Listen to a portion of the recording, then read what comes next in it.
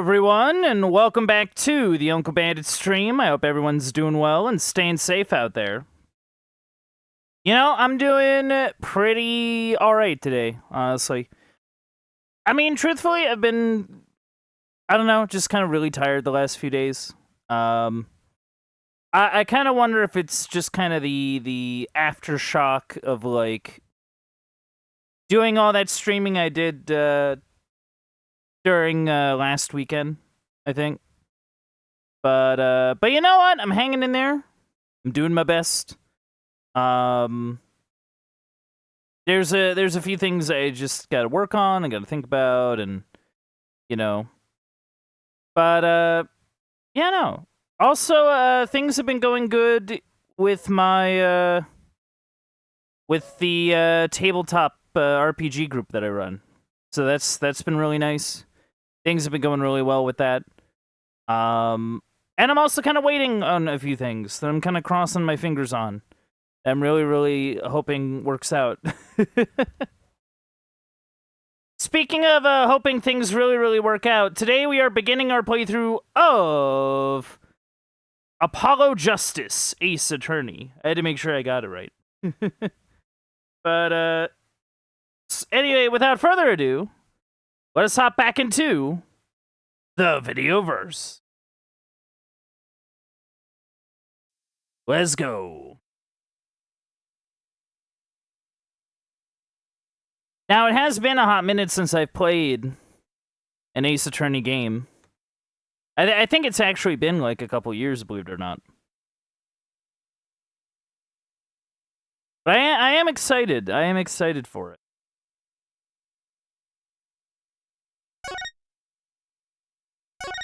Inglés. Yeah, no, I'll be fine. Ooh, fancy. Anyway. Oh, yeah, that is really fancy. Yo, that's slick. Hold on. Yeah, no, that's really, really slick. Okay. Sorry. But yeah, no, this is Apollo Justice Ace Attorney.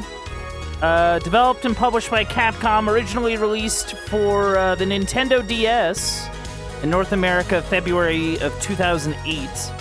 I'm currently playing the version that appears on the Apollo Justice Ace Attorney trilogy, which was released January 2024 for PS4, Windows, Xbox One, and Nintendo Switch.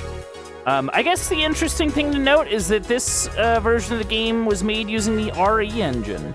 It's like the same engine used to make like modern like Resident Evil games, so I think that's really, really sick. But yeah, no, let's in a moment we're gonna hop right in. And you get the funny voices too, chat. Ain't that great?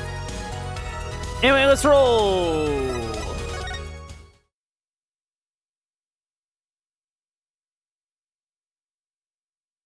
Yeah, no, I'm looking forward to this one. Episode 1, Turnabout Trump. Oh, we got paintings. Got a paint man.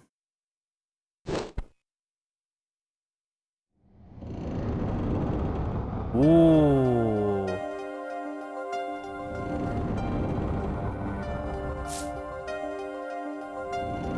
Some sort of card game. Perhaps a children's card game? Showdown time.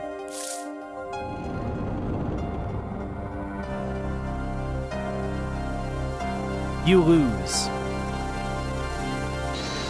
Whoa! Whoa, whoa, whoa, whoa, bottle. Eek. Eek indeed. Ah, blood on the canvas. Cards flown about.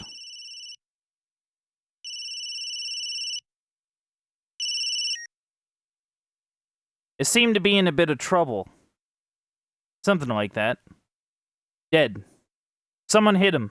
Hard. Me? Please, the cops should be here any minute. I'm in your hands. Should have come to that.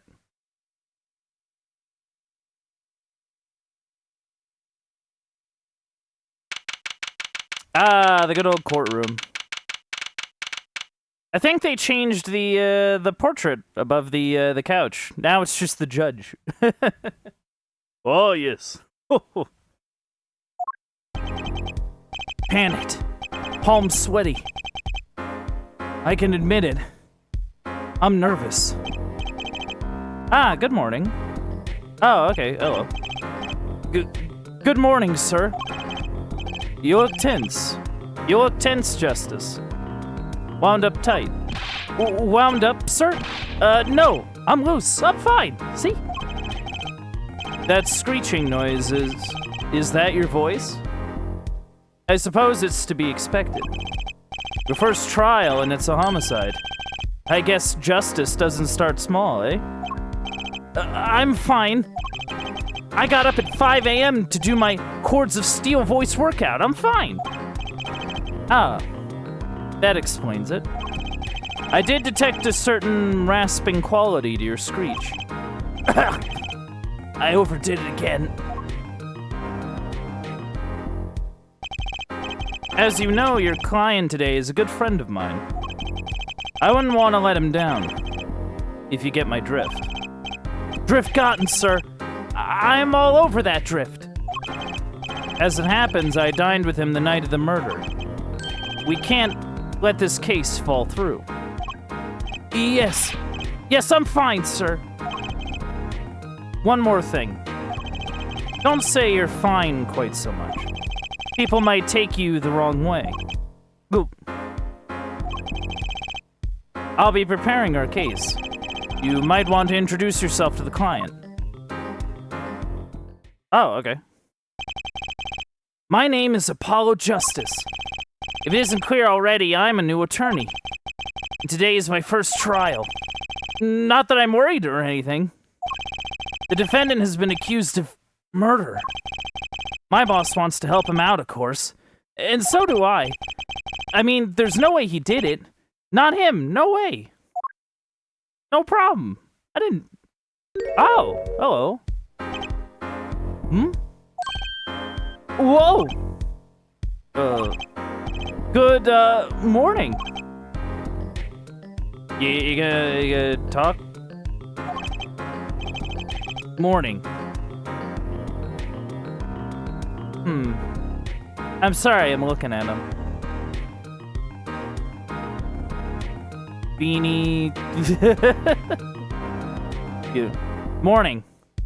It's all up to you today. First trial, nervous. Meeting him, cardiac arrest.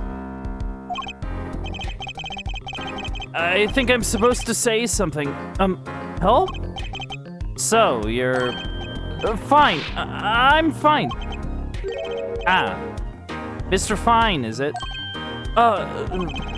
I didn't remember you having an odd name. Well, we're off to a great start. Are you sure you're okay? I mean, with me? Mr. Gavin is a top-notch defense attorney, and he's your friend, so why... You'll see. Uh-huh. You can do it. Be confident. I'm really sorry this happened to you. It's time. Shall we? Yes, sir. Okay. I need to focus. First trial. Here comes justice. Oh my god. This guy. 420, let's go! 420, let's go! Oh my goodness. Oh, hey, Judge. Yeah, no, there is a bit of a stylistic difference that is interesting. Not as many, like, I don't want to say, like, hard lines, but... It seems as though the character models seem a bit softer, I guess. I don't know. Maybe that's just me. The court is now in session. Yeah, look at him. Look at his crazy hair. What did they do to him? Hold on. Shady Smith? Shoddy Smith? Oh dear. Christoph Gavin. Trusted mentor? That's fun. The prosecuting attorney. For all his experience, he lacks a certain presence. He's 61? Oh my goodness. The prosecution is ready, Your Honor. The defense is, fine. I mean, ready, Your Honor. Mind going blank. Don't panic. Oh, too late. Your name was Mr. Justice? And this is your first trial? Yes, Your Honor. But I'm fine. Really. Are you quite sure? Your voice sounds a bit strained. Mr. Gavin? Yes, Your Honor. I was under the impression that you would be heading up this case. That was my intention, yes. However, a defense attorney must always cede to his client's wishes. And my client specifically requested Mr. Justice. Well, of course he wants justice. But to entrust his case to this greenhorn, why? I do not exaggerate when I say that you're the best defense attorney in town, Mr. Gavin. Okay, so Gavin's got trial experience, fine. But does he have cords of steel? Oh my god. Now let's begin. The defendant may enter the courtroom.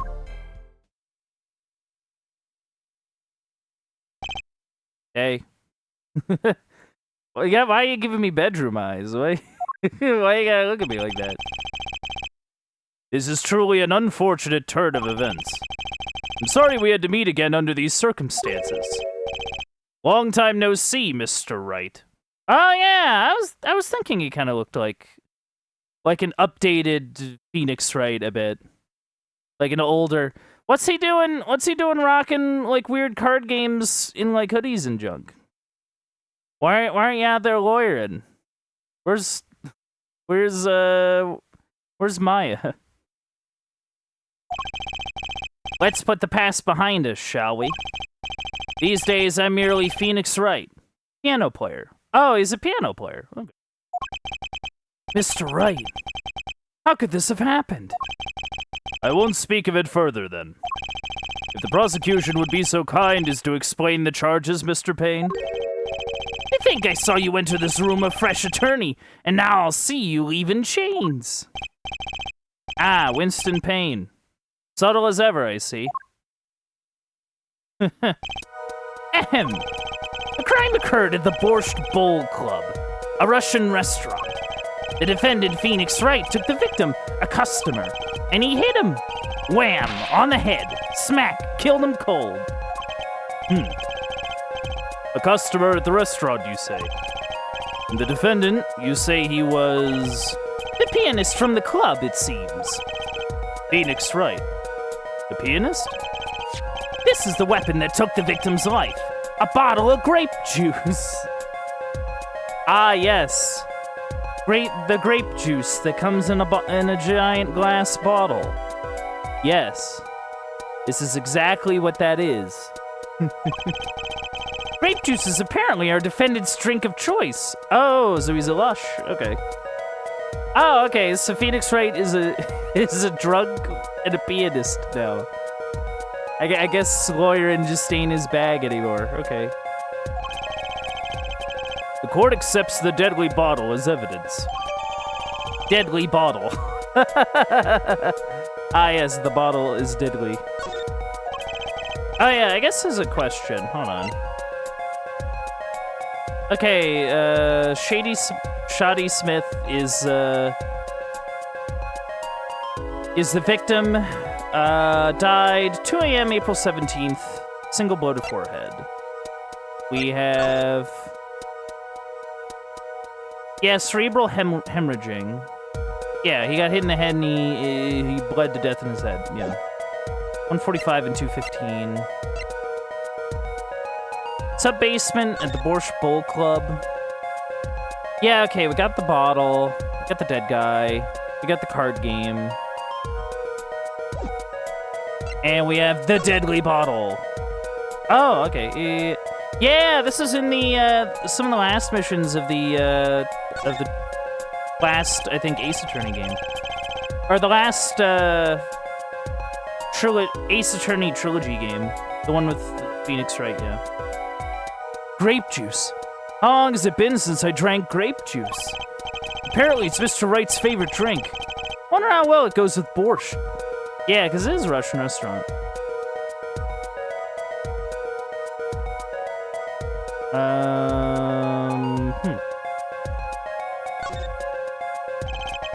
bottle's completely empty. Yeah. You ever been in a bar fight, kid? Anyway. Something to note, Justice. All evidence is filed in the court record. Yeah, I was just looking at that. Make it a practice of checking it frequently. The court record. Right, I've heard of that. Use that button to look at the evidence so far. I'm confident in your ability to handle this. Right, just use the button. Sounds like it's time for some hands-on action. So the victim was a customer at this restaurant? But just who was this, Chaddy Smith fellow? We believe he was a traveler, Your Honor. Traveler? Oh? Love the new confused look, that's good. According to his passport, he had been out of the country for a number of years. He has only returned to this country recently, though his place of residence is unclear. Did he had some sort of connection with the defendant? That too is unclear at present, Your Honor. We believe they first met at the Borscht Bowl Club on the night of the crime. If they had only just met, then why murder? Perhaps the victim slighted the defendant's piano playing? That doesn't appear to have been the case.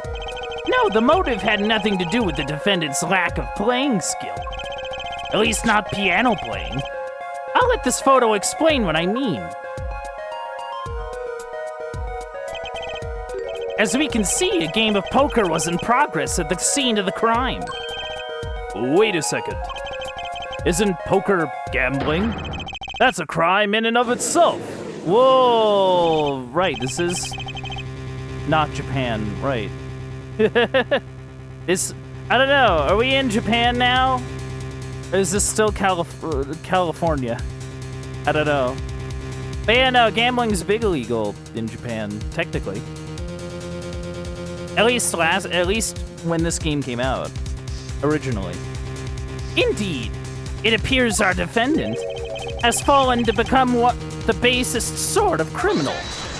Objection. It is true that the defendant was engaged in a game of poker with the victim. Yet it was only that, a game, in the purest sense, a competition, Your Honor. A competition? Yes, a test of wits. A silent clash of passions. Only the cards, their backs wreathed in blue flame, know its final outcome. Come again? You said a lot of funny words there, Magic Man. The cards on the table had blue backs, Your Honor. I believe the defense was waxing poetic in an attempt to mystify those present and impress women. That will be our first order of business here, then. Impressing women. Hey! To find out more about this fatal game of cards. Why are you smirking like that, Phoenix? What you got what you got on your mind there? What you think about? Man, the great lawyers have fallen. Very well, defendant. You will testify to the court about the poker competition held the night of the crime. My pleasure. This is it. My first trial. Here goes nothing. Whoa. I don't know why I've decided to go with that voice for Apollo.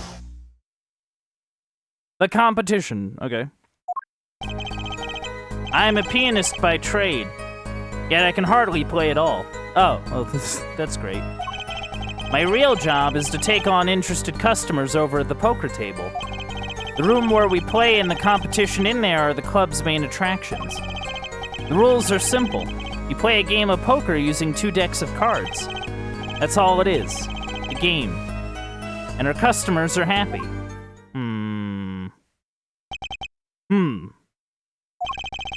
A pianist who can't play piano? Better than a defense attorney who can't defend. Very well. The defense may begin the cross-examination. Right, Your Honor. My first cross-examination. Don't blow it. Are you all right? You're sweating bullets.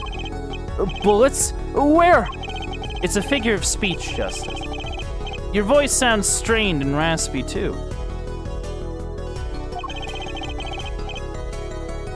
My brain feels strained and raspy, sir. You've watched me perform cross-examinations many times. Though you've never done one yourself, have you? Care for a refresher? What to do?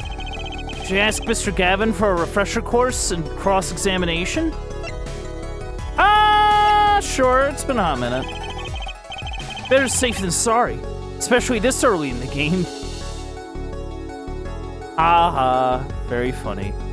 Look at this guy's face. Look at him go. He's thinking. Yes, teach me. I know nothing. Indeed. Your job, Justice, is to be mindful of the court record and the testimony.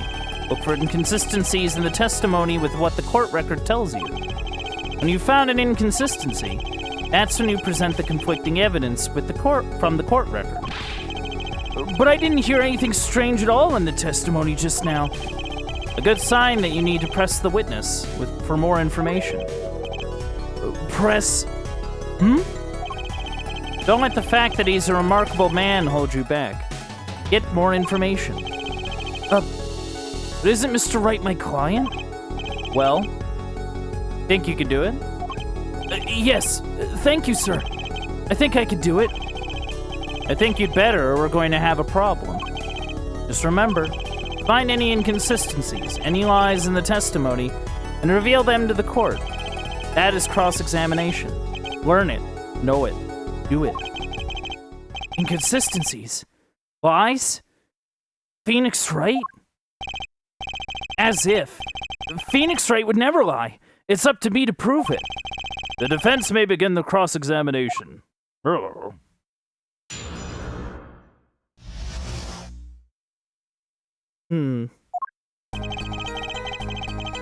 I'm a pianist by trade, yet I hardly... Hold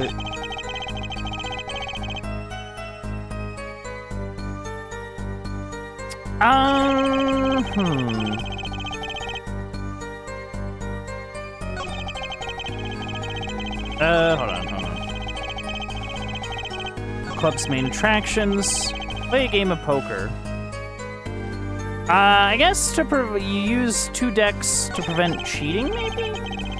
To maybe make things interesting? I don't know.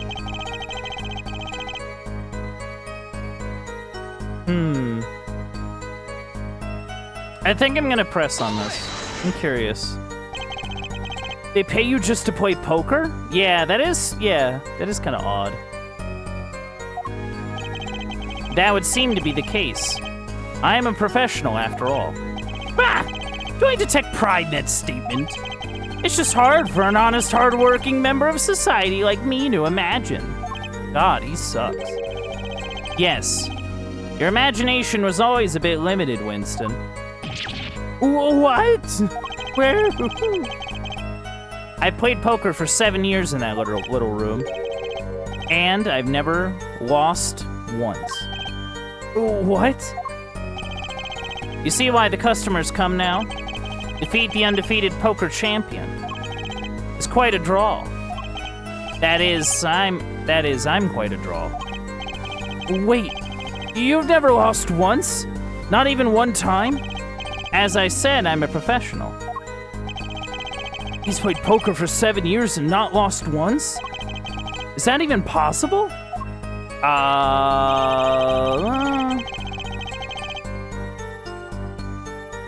I don't know. The room where we play and the competition in there are the club's main attraction. The room in the crime scene photo is an attraction? It has quite a history, actually. The Borscht Bowl Club used to be a gathering spot for black market types back in the day. Black market? All in the past. Things like the black market are only on the silver screen nowadays. Suffice to say that there were a lot of deals being made under the table. Right there in that room. A smoky room, gambling hoods. You know, just looking at this picture makes me feel bad. The bosses gather around the table, cutting deals safe from the eyes of the law. Meanwhile, a goon keeps watch through the small window. Yep. I can practically picture it now. That window does look like it would be good for keeping a lookout, but little else. The room had a few other tricks to it, though it was common knowledge to our regulars. At any rate, they come to play poker in a room steeped in history. Despite the dark past, it was all just good, clean fun. Hey. Yeah, no, what's the deal with the 2 decks? 2 decks of cards. A simple measure to prevent cheating. Yeah, I kind of figured that. If you alternate 2 decks, no one can slip in cards. There's something else I noticed. In addition to the cards on the table, there are some lying scattered on the floor. Yeah, I noticed that too. Precisely. Cards on the table, cards upon the floor. Each one forming a complete deck. A crime scene painted blue by a sad sweep of cards. It's poetic, really. Incidentally, we use 2 types of cards at the club. One deck of cards is red, the other blue. As I recall, in poker, you make 5-card hands. I see how it would be easy to cheat. Heh. Yeah, a game of hands. What are you insinuating, good sir? Well, okay. This competition you're talking about. I believe the court understands the nature of the game sufficiently. That's right. It was a simple game, after all. Are you sure? Huh? People are not murdered over simple games, Mr. Justice. Defendant, you were in the room the very moment that the crime occurred. Yet you claim no connection to the crime? Now that's strange. What's strange? I was testifying about the competition that night. Asking me about the crime at this point is against the rules, Your Honor. Of course, I expected to hear a cry of objection from the defense. Oh, I completely let that one slip by. Whoops.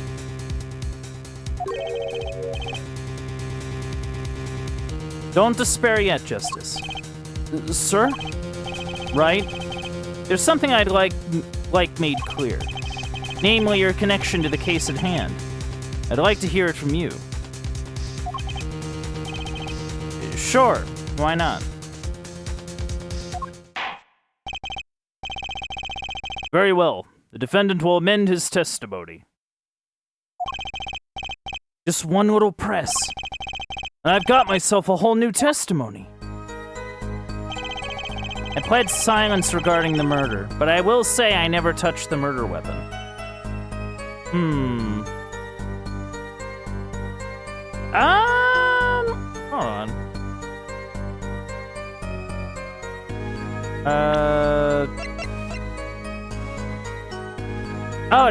Yeah, no, okay.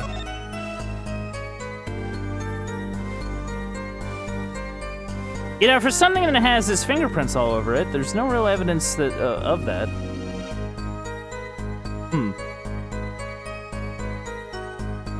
But what do I know?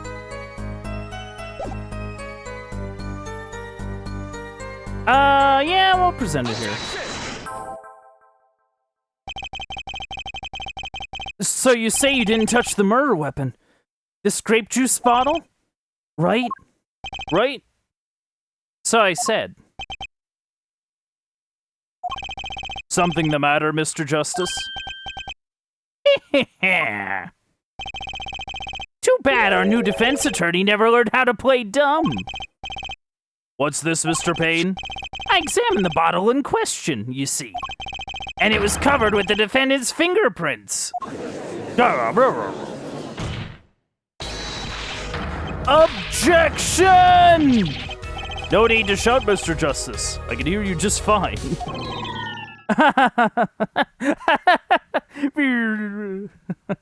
That's good. Excess yelling can damage the judge's ears and our case. But what about my cords of steel? Anyway, what's so strange about fingerprints on a bottle in a restaurant? Well, that's true. The prints alone do not... Oh, they wouldn't prove a thing if they were normal fingerprints. Huh?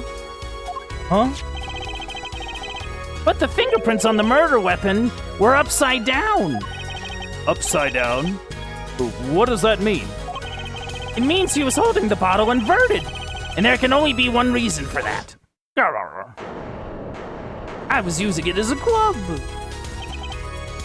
I was hitting baseballs for my YouTube channel. Yes, to brain someone with the bottle. Glass him. Oh! He's so expressive. I appreciate that. Mr. Gavin, I think things just took a turn for the worse. Oh? I see no problem, Justice. Uh-huh? The only thing that matters is the truth. There's a good reason for everything. You'll see. Defendant, can you explain your fingerprints on this bottle to the court? I stand by my plea of silence regarding the murder. I plead the fifth, sir. For now. Not very cooperative, are you? This could hurt your case. I'm sure he's uncooperative because he's hiding something. There must be some reason. Objection. Your Honor, you seem to have forgotten something. What might that be, Mr. Gavin? On the night of the crime, who was it who reported the murder to the police? Reported? Well, that was the defendant, Mr. Wright. But still, that... Really? Yes, well, according to the case file, the murder was reported from near the scene by a call from the defendant's cell phone. Near the scene? Let's take a look at the diagram of the murder scene, shall we? Okay, sure. Okay, so this is the back room. I see a dead man. Stairs. We got the little window. The victim was murdered in a small room in a basement 2 floors down from the ground level. Of course, cell phones can't get reception so far down. The defendant used the stairs in this hallway to go above ground.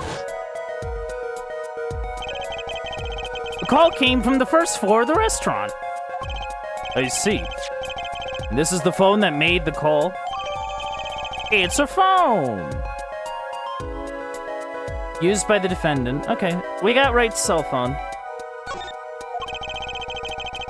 The defendant could have just fled the scene of the crime if he so chose.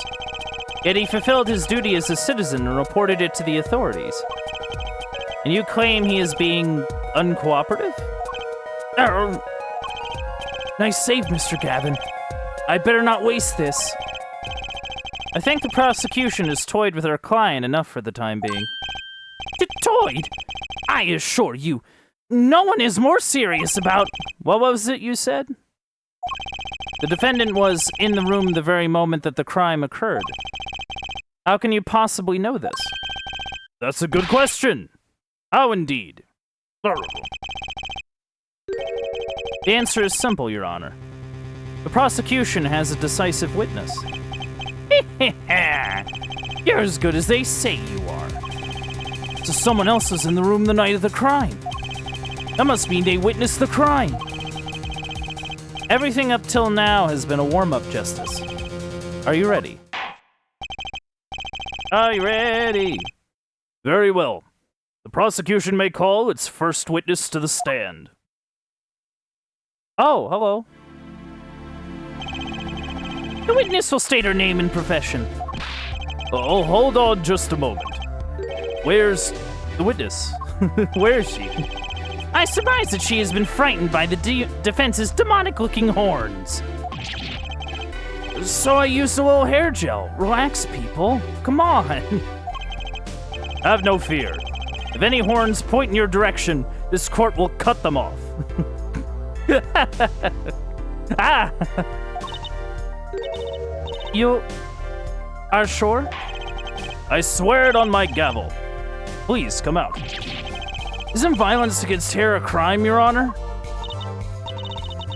Well, if you are sure it is okay.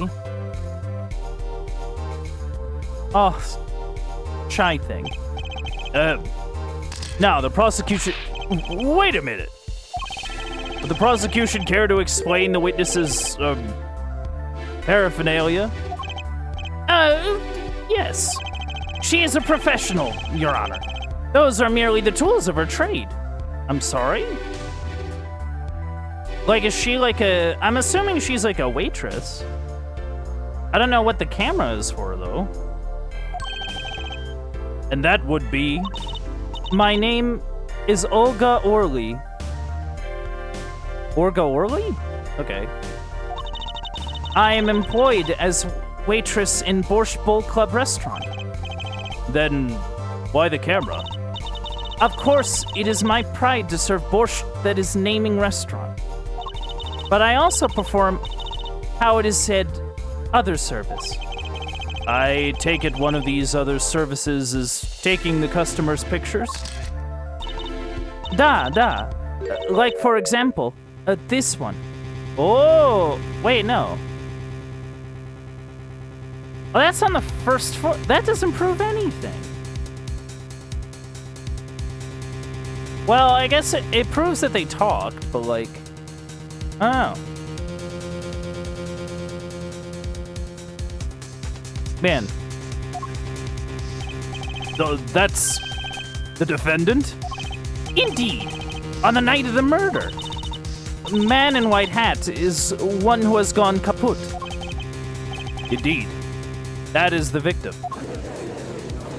Grumble. Order! This is quite a piece of evidence to casually drop into our laps. It is same way as I drop cold bowls of borscht on laps of customers. Casually. Then the court will casually accept this new evidence. Yeah. Now, witness, where were you at the time of the murder? I was in room.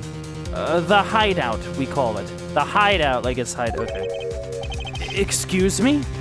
The hideout with a Y? It is room where famous gangster bad guy? Oh my goodness.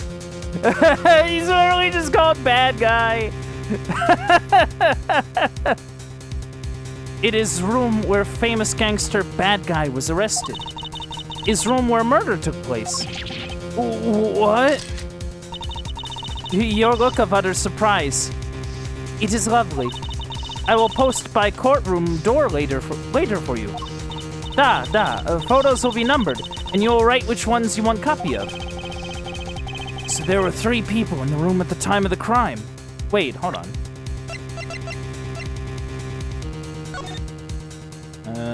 I cannot flip it. Purses.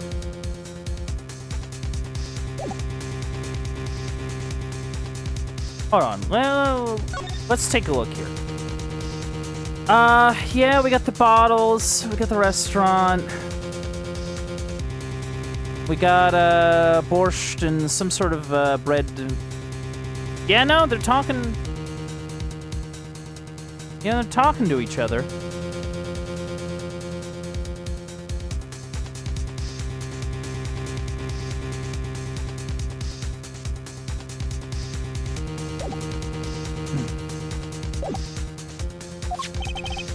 The victim. Is it shoddy or is it shady? I think it's supposed to be shady, but like the fact that it's an I at the end. Oh, the victim, Shoddy Smith, Mr. Wright, and Olga Orly, our witness. Is this supposed to be like Olga O'Reilly? Oh, really? And if Mr. Wright isn't the killer, that means... Very well. Witness, You will testify to the court about that night's events.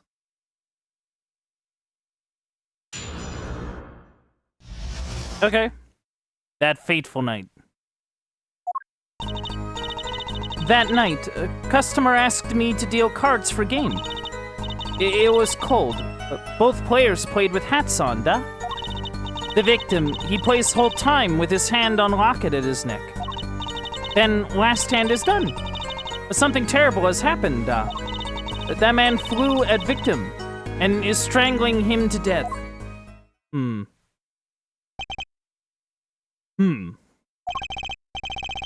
Incidentally, who won the game? Isn't it obvious? The winner was the victim, Mr. Smith. Objection! That's ridiculous. Because Mr. Wright can't lose. Oh. Justice? Maybe you can come up with a more legitimate objection. But hasn't lost in 7 years. Take it from me, kid. It happens. I didn't lose a case my first 7 years as prosecutor either. Incidentally, I have some evidence here. Oh, evidence. Oh, yeah. These are the poker chips as they lay the very moment of the crime. The hand and chips on this side belong to the defendant, Mr. Wright. Those on the far side belong to the victim, Mr. Smith. So I got 2 aces, 3 kings. Yeah, okay. Chips, you say? Duh! I mean, yes. Imagine that poker is war. Your hand is your army and the chips are the spoils. I know that. After all, in my youth, I was known as the poker head of courtroom number 3. I think he means poker face.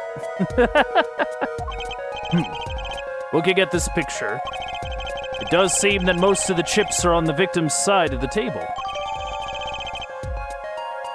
Chips photo added to the court record. Very well. The defendant may cross-examine the witness. Okay. Oh, that's a cool little graphic. I like that. Nice little addition. Customer asked me to deal cards for game. So, like, why ask you, though? Like, that's sort of my thing. You were dealing cards? Do you do this often? Duh. I am doing this. If customer wishes it, I serve anything. Borscht, cards, more borscht. It is my work. It's good to hear of a place that hasn't forgotten the meaning of service. Welcome you to Borscht Bowl Club, where borscht is as warm as the waitresses. Thank you for not handing out flyers during the cross-examination.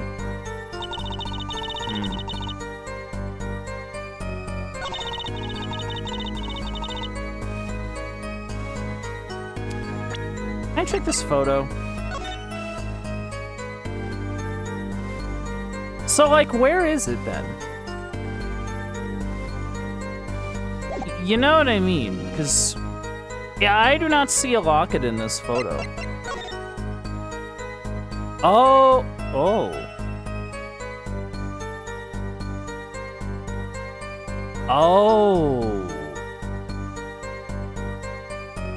Phoenix. Because here's the thing. You see the locket is in this photo. That is supposedly taken earlier, and it's not in the photo later. But, also I can't look at character profiles. What the heck?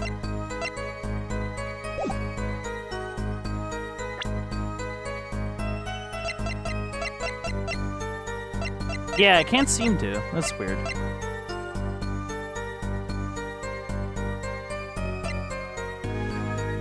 Like, the thing about it, right, is that, like, the locket's there, the locket is gone. But, like, Why does Phoenix have it? You know? That's like my thing. Then last stand is done, but something terrible has happened. Oh yeah, that is weird. Hold on. Cause he didn't die from strangulation. No. He got hit in the head. Objection! Did he get strangled or did he get hit in the head? Oh, really? Strangled, you say? That's odd. Duh, normal customers only choke on borscht. Yeah. No, I mean, this report shows that the victim died of a blow to the head. Miss Orley. Really now? Did you witness the crime? Eek! Oh, impressive. Very good. Nice job. Looking at the picture, it doesn't seem like he was hit. He was still wearing his hat and everything. Yeah, that is yeah, it is weird. Yeah, it is a fact that he was hit, Your Honor. Oh, geez. Here's a photo we took of the victim with his hat off during our investigation. Well, that's quite shocking, isn't it? This head certainly was hit.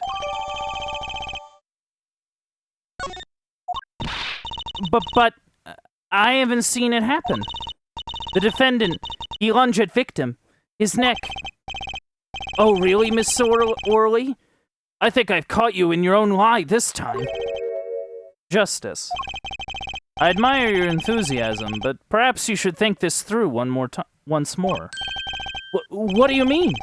I found a contradiction. There's one thing in her testimony that troubles me. Very well. Seems we should continue the cross-examination. There's such a thing as thinking too much. This horse is dead. Let's stop beating it. There's such a thing as thinking aloud too much, too. Okay. Interesting. Let's look at let's look at the photo we got. Let's see. Yeah, no, he still very much does not have this locket. He definitely got hit.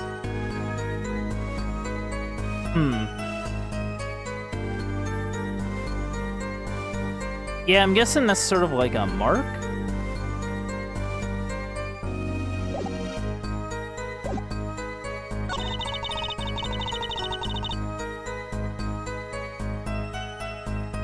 Maybe the idea is that we present, like, here. Yeah, because he very much doesn't have the locket. Like, he just doesn't. You know, there was one curious part in her testimony, just like Mr. Gavin said. What does it mean? Mr. Justice, would you care to explain what it is you're thinking so intensely about? Recall the testimony, Your Honor. The victim played with his hand on the locket at his neck. I believe she said. I hope you aren't about to raise an objection to the witness's grammar. No, but look at this photograph. Every time I do, it makes me laugh. I am such a hack. Do you see a locket on the victim's neck? Well done, Justice. I'm impressed. I knew you'd be able to handle this. But what does it mean? If we are to believe this witness's testimony as is, then the locket disappeared following the victim's death. Lockets don't just disappear, Your Honor. It's quite simple when you think about it. If the locket is gone, someone must have taken it off, no? Taken it off? Wait, you don't mean... The defendant wasn't strangling the victim at all. He was taking off his locket. Wouldn't that explain it?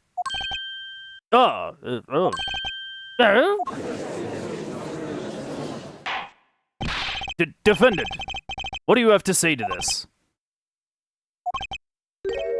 Say. Yes? I just noticed this, but you have something hanging around your neck, don't you?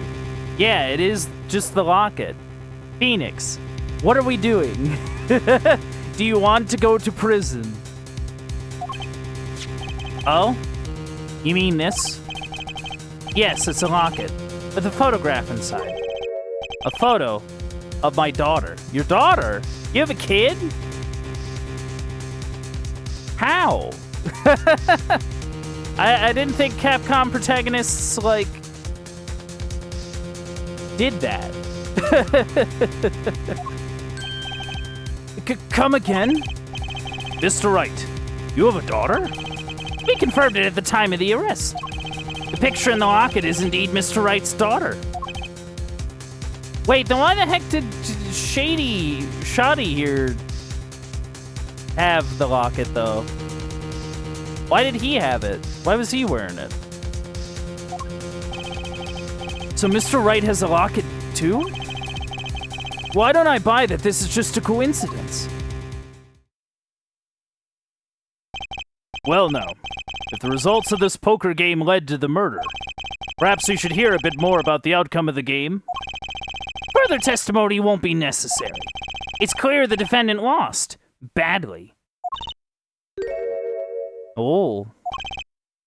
Miss Orley will testify to the court about the game played between the victim and defendant.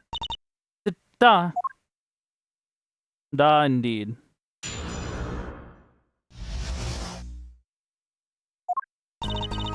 The game began with 3,500 points in chips for each man. House chips come in two sizes, small and large. The one who is winning, it was victim. For last hand, defendant play with all chips on table and lose. The moment loss was decided, defendant grabs bottle from table and... Indeed. Looking at this picture, it does seem to be a one-sided game. Yeah. As the court knows, poker was the defendant's life. Failure must have been a bitter pill to swallow. How many times have I heard these words? I've done it in a fit of anger, Your Honor, and now I regret what I'd done. A common tale, but true. Methinks the judges watches too many old court movies. Mr. Wright said he hasn't lost in 7 years, so this testimony must be wrong.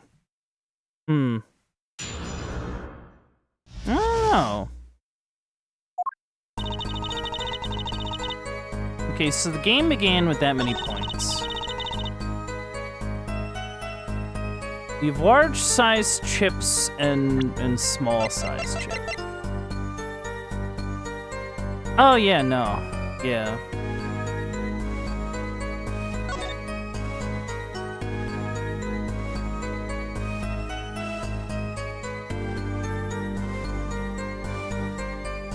Yeah, we have that blue deck.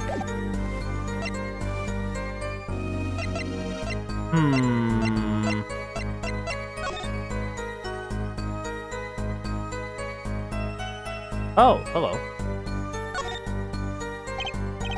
Wow, the battery's being held in with a piece of tape. He should just buy a new one. Maybe he can't afford it, or he just doesn't care. Okay. Being held together by tape there.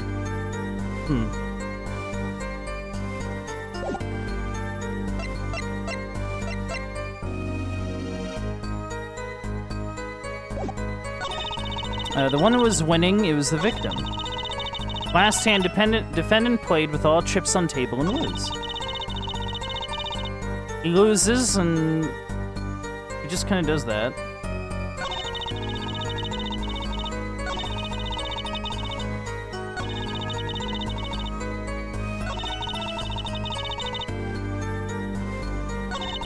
Yeah, no, the chip values are kind of feel like our line of attack here, because the rest of it is sort of like info that we already kind of figured. Oh. Are the chips in this photo all the chips that were used? Of course. Why are you so nervous? Something's fishy with these chips. Should I press harder? Yeah, let's press harder. Maybe you could explain a bit about these chips. Explain? What is there to be explained? Poker chips are poker chips. They're not fish and chips. Not a chip off the old block. Not a motorcycle cop. Thanks. Shut up. Now that I've pressed her, I'd better ask something. What are these chips worth? Are they in dollars or rubles or even? Yet. As I have seen saying before, it was game, not gambling. Yeah, there's no gambling with the gambling game. Hard perhaps for capitalists to understand. Holy shit. Two types of chip, 100 points chip and 1,000 points chip. It is not money, da? Justice.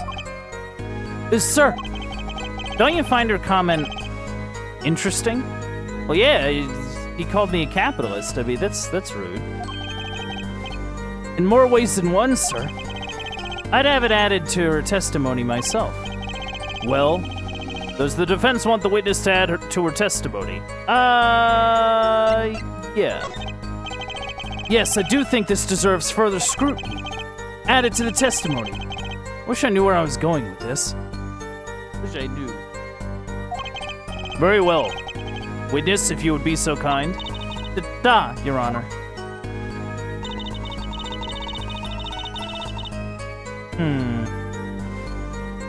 Okay. So, I mean, I guess that's something.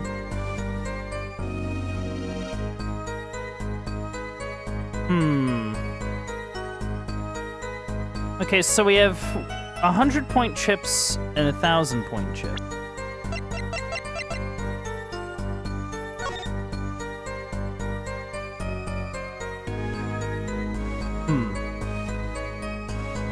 Which ones are which, then?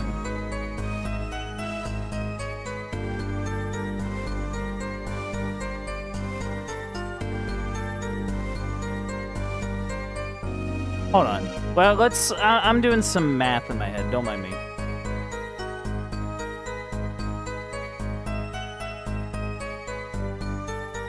The 29.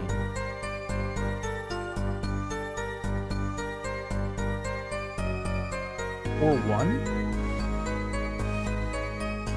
That would mean that the Phoenix is winning, no? Unless it's like the opposite.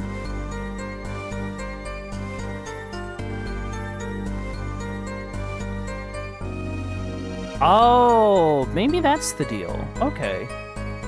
Maybe the whole deal is that they assumed that Phoenix was losing because he had less chips and like the smaller chips. When maybe the reality is that the bigger chips are the 100-point value chips, not the smaller ones. That would be kind of like my guess. Right?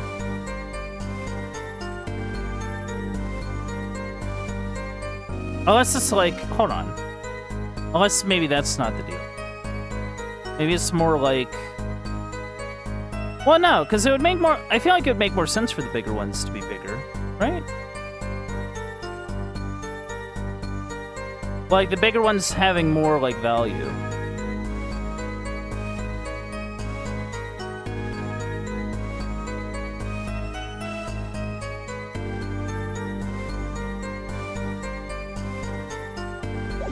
You know what? I'm gonna present it. I'm just gonna see what happens. Well, actually, yeah, maybe not like this one, because that's just the info that I need. Yeah, this is more of like the main like statement. I kind of want. I'm gonna try and present it and just kind of see what happens. Objection! Oh, the music went away, so we did something right. You sure it was the victim who won? Absolutely sure? Objection! It seems our new attorney is a bit confused.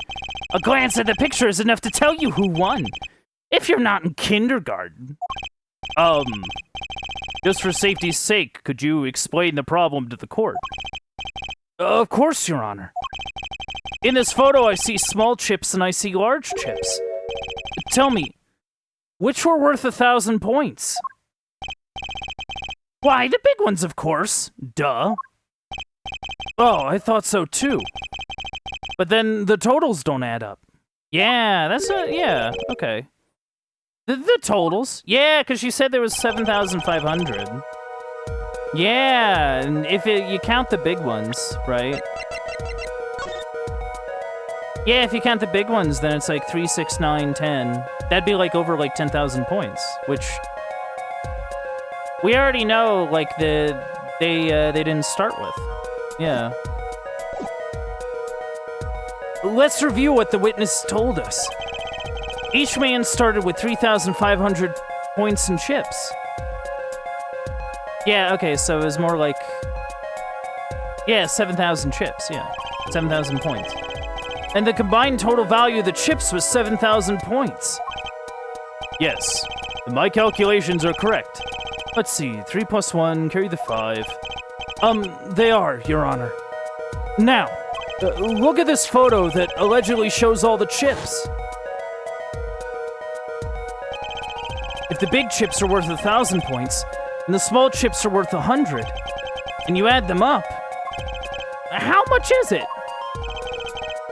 Do it yourself. You aren't in kindergarten, are you? 10,600 points. The chips don't add up. This clearly contradicts the witness's testimony. Oh. But why? How could this be? Exactly, Justice. Now that you know the what, you must determine the why. Right. There's only one possible way to explain this contradiction.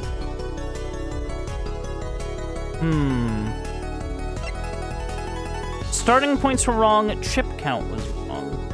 Both of them are right.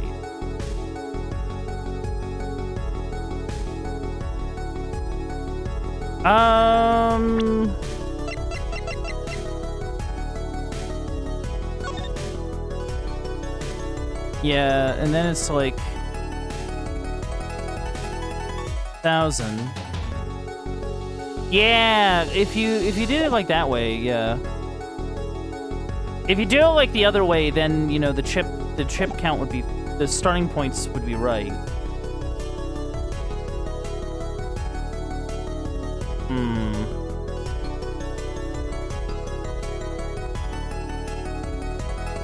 I think it's like both, basically. Yeah. Each man began the game with 3,500 points. If all the chips are indeed shown in this photograph, there can be only one answer. Well, what is it? The value of the chips was the other way around. What? Want to know what I think? The small chips are worth 1,000 points, not the big ones. Madness! Utter madness! Show me that photograph of the chips again. There's 6 small chips and 10 large chips. Why, that does make 7,000 points when you add them up. Excellent work, Justice. It's almost as though you figured it out by yourself. Well, I'm just glad I was the one who said it. But wait! The value of the chips may be different, but that changes nothing. Indeed. The victim did have the larger number of chips still. Exactly. If the small chips are 1,000 points and the large chips are 100, let's do a little math. Add up the points for each side of the table. The victim, Mr. Smith, had 2,900 points and the defendant 4,100 points. Well now, it seems that Mr. Wright was winning that night after all. That's impossible! My client had even less reason to kill the victim. After all, he was winning. Yeah! Now, Miss Orley, you must have known the true value of the chips, since you were there at the scene of the crime, weren't you?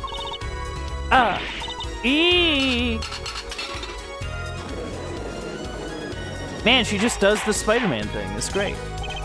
Order! Order! It appears our defendant has lost his motive, and Mr. Wright's supposed defeat never happened. We must now ask ourselves whether we can... Objection. Excuse me? What is it, Miss Orley? I did not want to be saying this, but... Actually, you see, See what, Miss Orley? What do we see? In the last hand, there was cheat. Oh. Cheat? You don't mean a trick? Wait, or do you mean a scam? A scam? They're all the same thing. Yes, there was cheat in last hand. That is why game ends with chips as they are. Great, just great. First we have lying, now cheating? Well, this case has certainly taken a turn. For the interesting. Witness, you will please testify to the court. Tell us about this cheating in the final hand. Tell me about it. Tell me about it, lady. The last hand. Both men had full house. There's 4 of each card in deck, from ace to king. If you look at both men's hands, cheat is more obvious. Okay.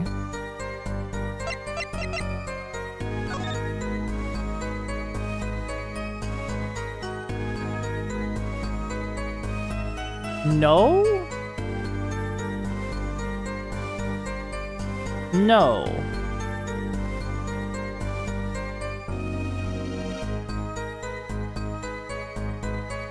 Oh, is it because there's like a card kind of hiding out towards the top? It's like a 3 of spades or whatever? Wait, is it a 3 or is it a 2? Oh, yeah, it's a 3. It's a 3. Huh. So is the idea that one of them did some sort of like... I don't know what the term is for it, but like basically pocketed the card, just like hid it. Just swapped it with a card that they already was holding from like a different hand. Like, is that the accusation?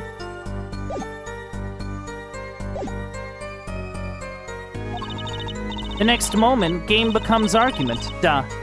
Becomes argument, duh. The defendant's trick was exposed. He took bottle in his hand. Poor Mr. Smith. Miss Orley, why did you not tell the court about this from the very beginning? I thought I smelled a cover up here. Well, folks, it's time to throw back the covers. A full house is a very high-scoring hand. Not easy to make in my experience. That alone is enough to suspect less than scrupulous tactics. Mr. Gavin? What's a full house? Lawyers these days. You don't know your poker? I can't say this bodes well for your case. Or career.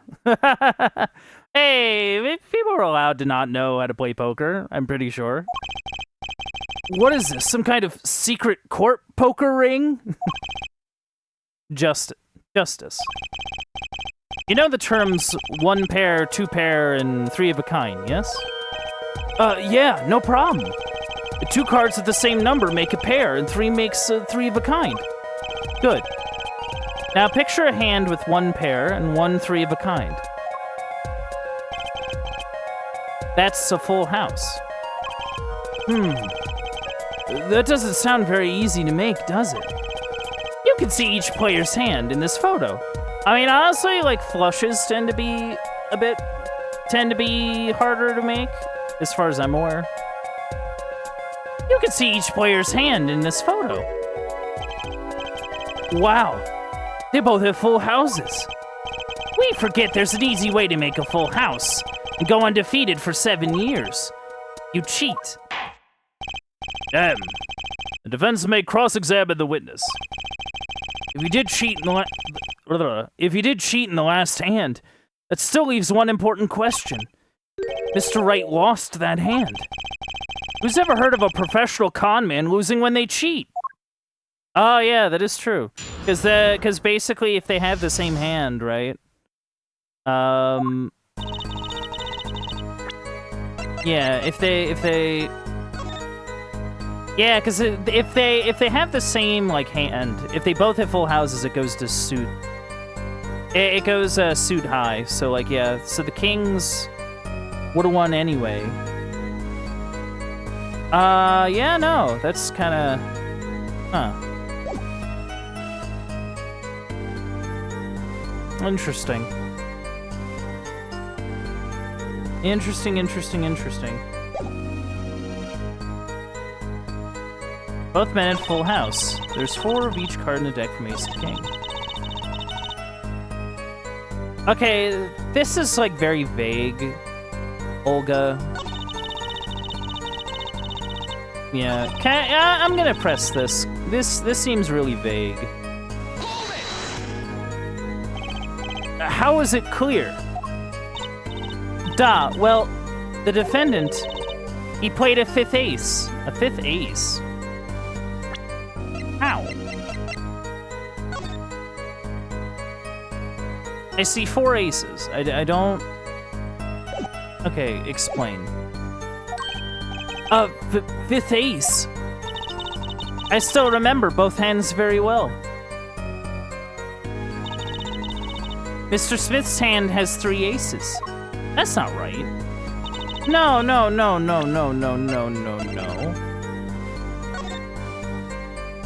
He had 3 kings. What are we doing here?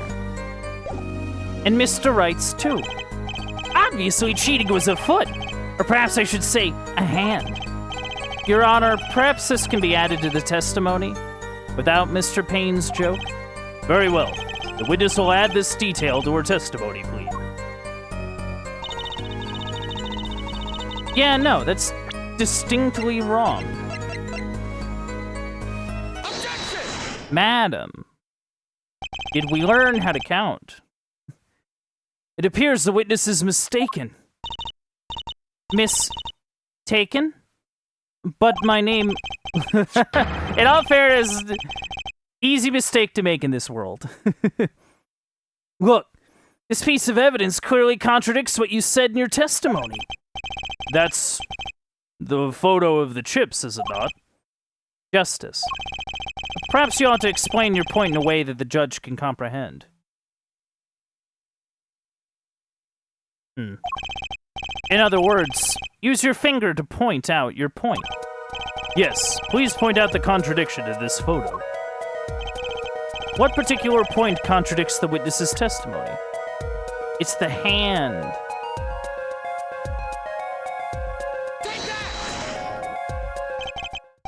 Miss Orley, in your testimony you made the following claim. Mr. Smith's hand has 3 aces. As you can clearly see, the victim's hand only held 2 aces. Eek. Well, maybe this witness was simply confused. Perhaps it was the defendant's hand that held the 3rd ace in question. Objection. Take another look at the evidence. As you can see, the defendant also had 2 aces in his hand. Where's this 5th ace? I see cheating all right, and it's going on right here in this courtroom. 2 aces in each player's hand does make 4 aces total. Sure does. Hardly proof of cheating. Wait, please. It is true. I have seen it. The 5th ace. There was cheating, I swear to you. That's odd. She must be lying. She's the most sincere I've seen her all day. You're right to trust your instincts. Mr. Gavin, who knows what lies in store for us in the trial ahead? Your Honor, if I may, I have a suggestion. What might that be, Mr. Gavin?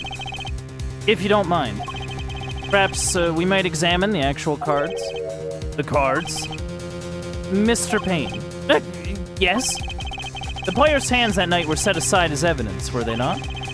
The defense would like to request that the cards be shown to the court. Very well. The prosecution will submit this evidence. Which will you examine? The victim's cards or the defendant's cards? These cards don't prove cheating was going on. Nothing will.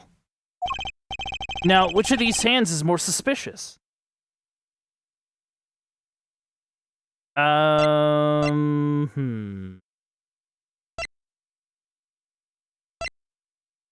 I would say...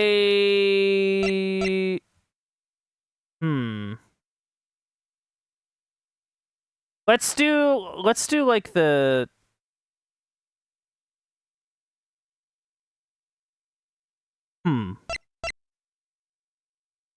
I don't know, cause Olga seems to think that cheating did go on, and she seems quite sincere about it.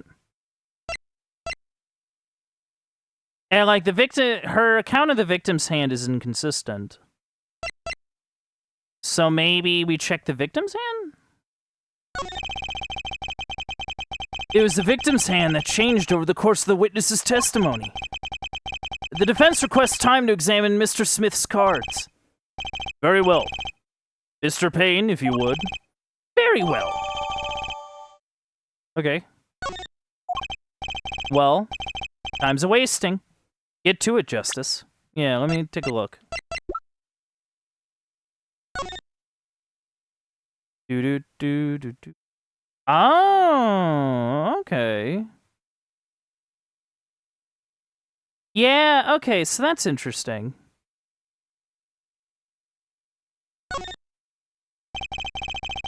Only one of these cards has a blue back. Much more of a red guy myself. Blue is so... not red, you know? Craziness. Yeah, no, that is interesting. So, like, what does this mean, then? Like, we have a bunch of these red cards, and then we have a blue card. He did say something about using 2 decks, so that's not, like, unusual.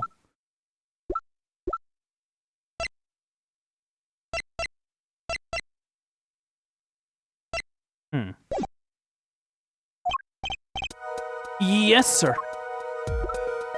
No, I already looked at it. When examining evidence, be sure to view it from all sides and angles.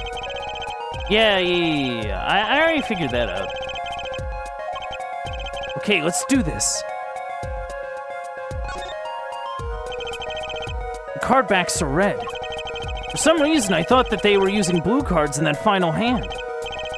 Didn't you, Mr. Gavin? Huh? Oh, which was it now? Well, has the defense found anything of relevance? I think I found out that I found nothing out. Perhaps you'd best examine the defendant's cards before leaping to any conclusions. Or maybe you'd rather examine these cards one more time? Well, do I examine the other hand of cards?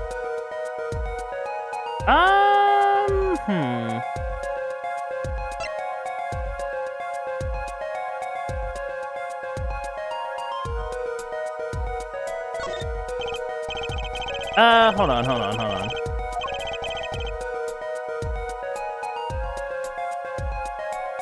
Oh, I see. Oh, do I? Okay. I think I have to, like, focus in on... Okay. What? Oh, okay. I see. I had to, like... By the looks of it, I had to, like, pick, like, a specific card. Okay. Interesting. If that's how that's gonna go, I better keep that in mind. Your Honor, look at this! One of the victim's cards! The back is a different color!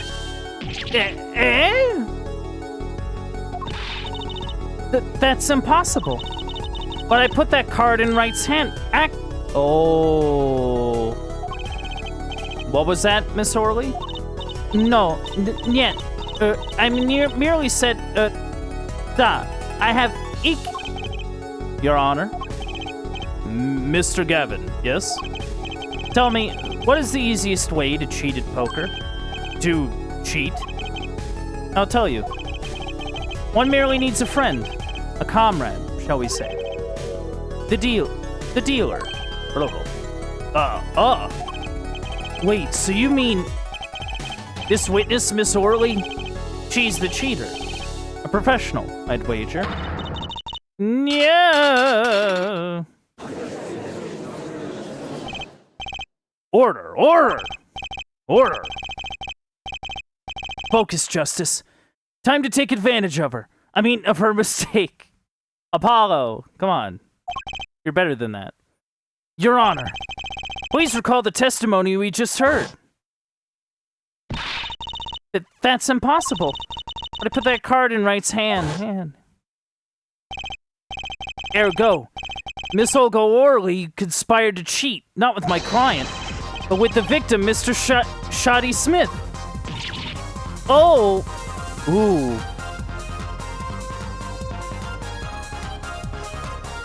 Okay, I like this one. You know, it's not, you know...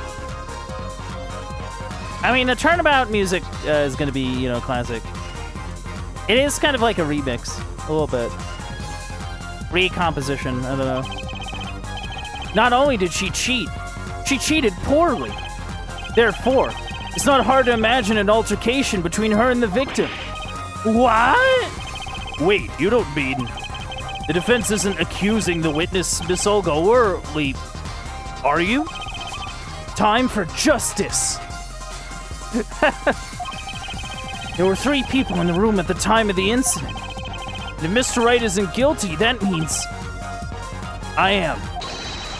The defense accuses the witness, Miss Olga Orley, of murder. Eek. Oh, she collapses. Oh, wow, okay. Just no spilling it, huh? Mr. Payne, where's your witness, Miss Olga Orley? It appears she has lost consciousness, Your Honor. Mr. Justice? Your Honor, it seems you presented a new possibility to the court. One suggesting a connection between the witness and the victim, Mr. Smith. And that means? This court cannot pronounce a verdict for the defendant at this time. No, what? I did it. I held out. I see no point in prolonging the trial this day. The prosecution will need to make further inquiries. Objection? Oh, hey, Phoenix. But, Mr. Wright? You can't end the trial here, Your Honor. Not yet. What nonsense is the defendant spewing now? Think. One of the cards had a different colored back. Don't you wonder what it means? What are you doing, Mr. Wright? Raising objections right when you're about to get off the hook? Ridiculous. Mr. Payne, you of all people should know. Mr. Wright has a talent for the ridiculous. A talent for the ridiculous. Ah, that's what they say about me. Perhaps we should get to the bottom of things. Let's clear up the facts about the game that fateful night. As was said before, we alternated between 2 decks of cards that night. That was said before. The 2 decks at the club have different colored backs, blue and red. 1 color per deck. Why use different colored backs? If we use the same color, the 2 decks might get mixed. Oh, okay, so they use the decks, like, separately. Okay, that parses. Use different colors and they still got mixed up. We used the red deck for the last game. I see, but that's odd. For some reason, I have this impression that you were using the blue cards. Yeah, because the blue deck was on the table. Yeah, me too. I'm sure someone said something about blue cards. Whatever. In the end, 1 card of the wrong color got into the mix, which means there was cheating. Yes, a card slipped into the deck would seem to indicate cheating. Yet this card raises 2 serious questions. Apollo? Yes? Let's consider the first question, shall we? Think. In the last game, when was the card swapped? When? There are 3 broad possibilities here. It could have been swapped before the murder, during the murder, Or after the murder? Well, yeah. Thanks for the news bulletin, Mr. Wright. Of course it was swap... Oh? It might be as simple as you think, Mr. Payne. Or it might not be. No. I'd like to hear what Apollo thinks first. When do you think the cards were swapped? When was the card swapped into the deck?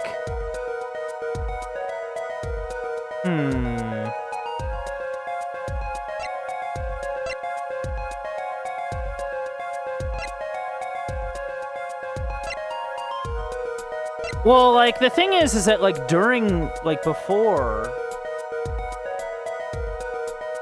Like, I don't know, like, it's such a noticeable thing. You know what I mean? Like, if you're using... Like, if we're using the decks separately, right? Which is what he was saying. Like, it'd be, like, way too obvious. You know what I mean? Like, the thing is about, like, cheats in card games is that they tend to try to not be, like, super, like, apparent. Like, it's usually, like, sleight of hand kind of stuff. So, like, you see this, if you're sitting across from something like this and you see this, you're like, hey, dude, what the heck is going on here? Right? So, like, it's, like, too obvious to be done before. During doesn't really make sense. Like, you're beating somebody in the head with a bottle. So it'd have to be after. But see, why would you want it to... Why would you want to do it after anyway? I guess to give, like, if you want to, like, frame somebody, I guess? I mean, this is, like, an old, like, mob place. Maybe it's, like, one of those things where it's, like, Phoenix... Well, no, Phoenix is, like, a defense attorney, so, like, why would...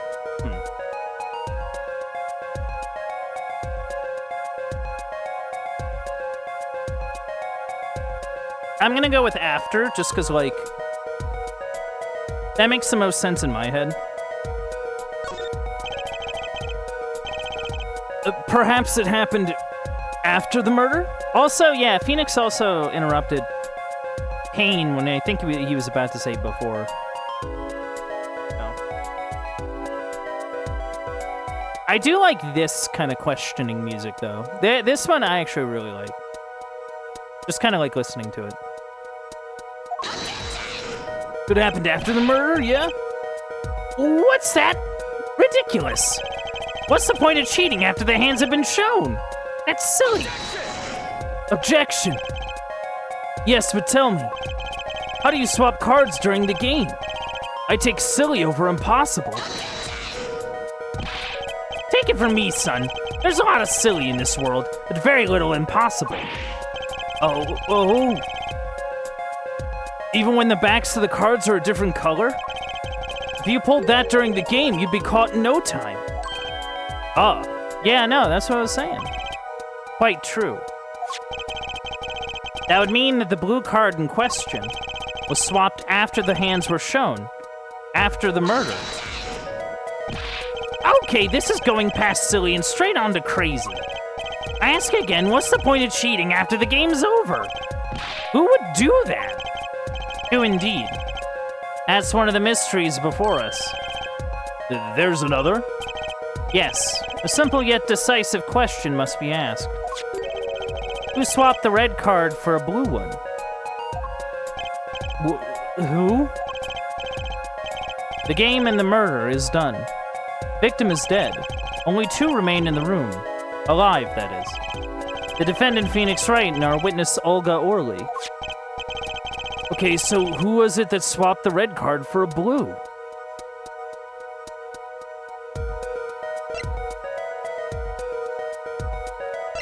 Like, it doesn't make sense for Phoenix to make himself look like he cheated at a game. I really don't think that makes any sense. And Olga, like... Olga was in on the take, you know what I mean? Like, she was supposed to be the one, like, helping Phoenix, or, like, well, maybe not...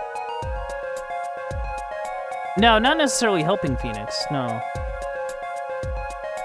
Well, she also got, like, the cards wrong, so, like... She would have gotten them right if she was the one to actually pull the cheat. So it has to be somebody else. But who would it even be, then? The one who swapped the cards wasn't Mr. Wright, of course.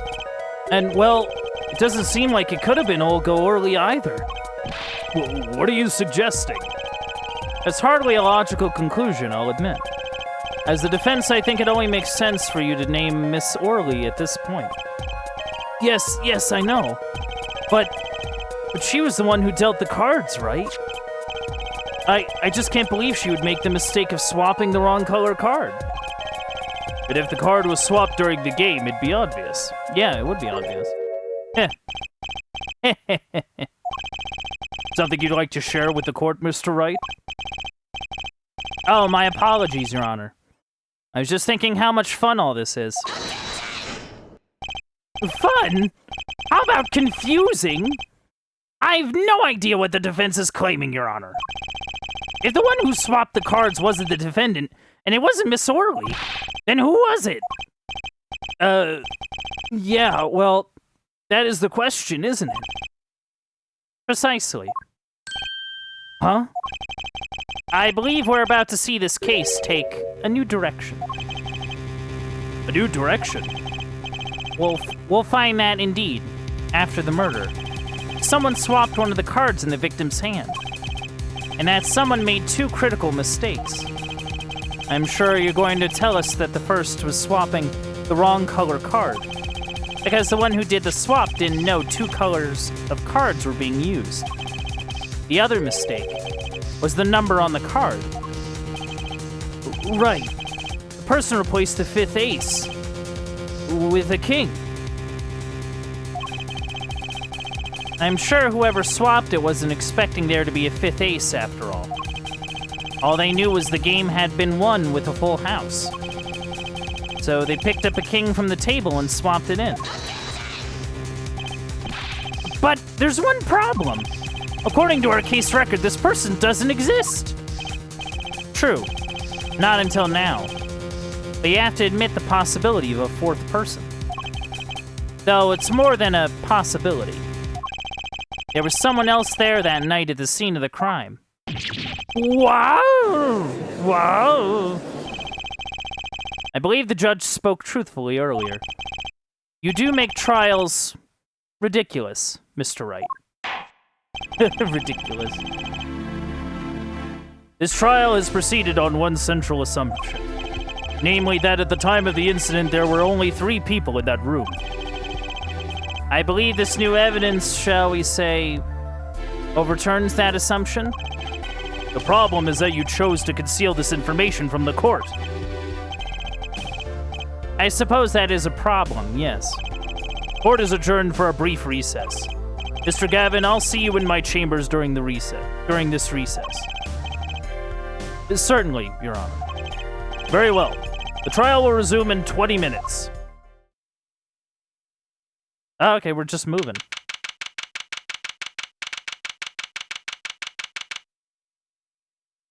Well, back into the lobby. Oh, what did they say? Oh, wait, no.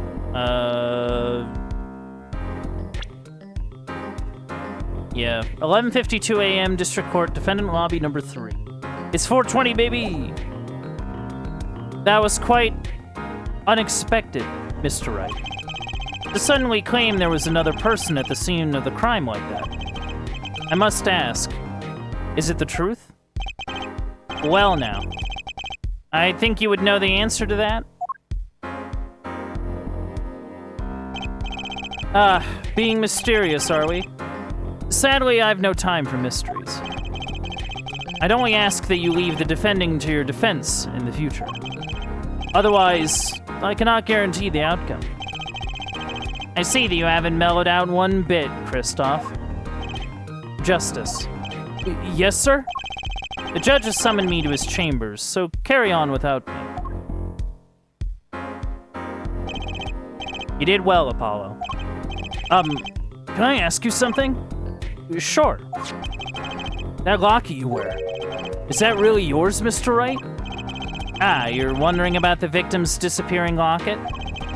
Here, you can take a look at it. It's the picture of my daughter in there. Yeah, no, what's his daughter? Oh, look at her. Oh, that's a cute picture. I'm just surprised to hear you had a daughter. Most people are. Perhaps you'll meet her one of these days. Yeah, no, most people are surprised. This goofball. Oh, man. One more question. The one who cheated that night, was it you? What do you think? Huh? You know what happened 7 years ago? What I did. It's not unreasonable for you to think I might cheat. I never, honest. But it is odd that he managed to go undefeated for 7 whole years. Yeah, what happened 7 years ago? What are you doing hanging out being a pianist? Instead of, you know, doing the lawyering thing. Want to know something? There's only one game where you can be dealt bad cards all night and still win. Poker. You see, poker is all about reading your opponent. In that way, it's a lot like a court case. Poker is like trial law? Figure out what your opponent is thinking, and you win. Well, yeah, but that's harder than it sounds. I think not. Try as they might to conceal it, everyone reveals their true thoughts in the end. Their body language can become a valuable source of information. You're kidding. That witness, for instance, Miss Orley. She would touch the back of her neck during certain parts of her testimony. Oh, so we have to look out for, like, tells now. For, like, body language. Like, the game's calling attention to it, so that's interesting. During certain parts of her testimony. Did you notice? No. Come on, who noticed that? Words, habits, twitches. It's all information for the reading. That's the secret to winning, Apollo. Someone taught me, and now I pass the secret on to you. But I'm not worthy. I mean, there's no way I'll pick up on these signals. No. You can do it. Huh? You just don't know it yet. What's he talking about? But you will. Soon. Ah, almost forgot. One more thing about this case. You should know I haven't told the truth to anyone yet. What? I knew it. I have my reasons, of course. All shall be revealed. And Apollo, I need you to be there, defending me. I need your power. My, power? I have no idea my cords of steel were that special. It's time. The real trial begins now. Do your best.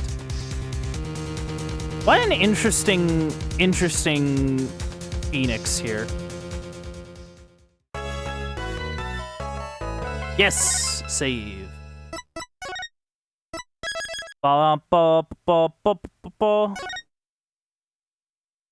Okay, I'm gonna take a quick moment to get a drink here.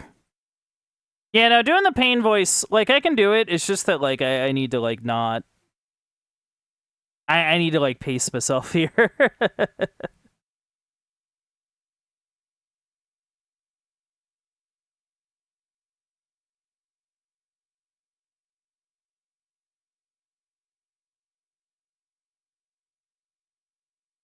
Oh, boy. Yeah.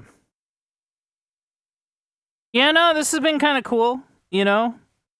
Reads, Kristoff, competent, you know?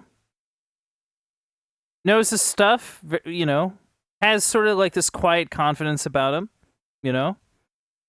Very, very, very cool. And Apollo is like eager, wants to do good, but also kind of maybe a goof. Like he's still kind of learning out here. He's still got to learn some things, right? But yeah, no. So that's fun. That's fun. And of course, Mr. Payne has a hairpiece. Like, come on, man. Like, look at that crazy thing. Unless he decided to grow it out. I mean, I don't know. I mean, that could be a possibility too. But yeah, no. Okay. All right, chat. Let's go. Let's go help out our dude.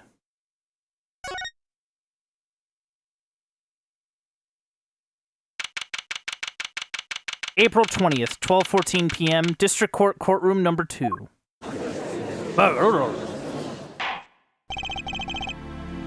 Court will now reconvene. Has our witness, Miss Olga Orly, recovered? Yes, Your Honor. Well, she's regained consciousness. Perhaps we can hear her version of the events again. That's the thing. You see, she's quite fatigued. You're looking a bit fatigued yourself, Mr. Payne. Sadly, fatigue is insufficient grounds for refusing to testify or prosecute. The defense would like to request that Miss Orly take the stand. Very well. The witness will take the stand.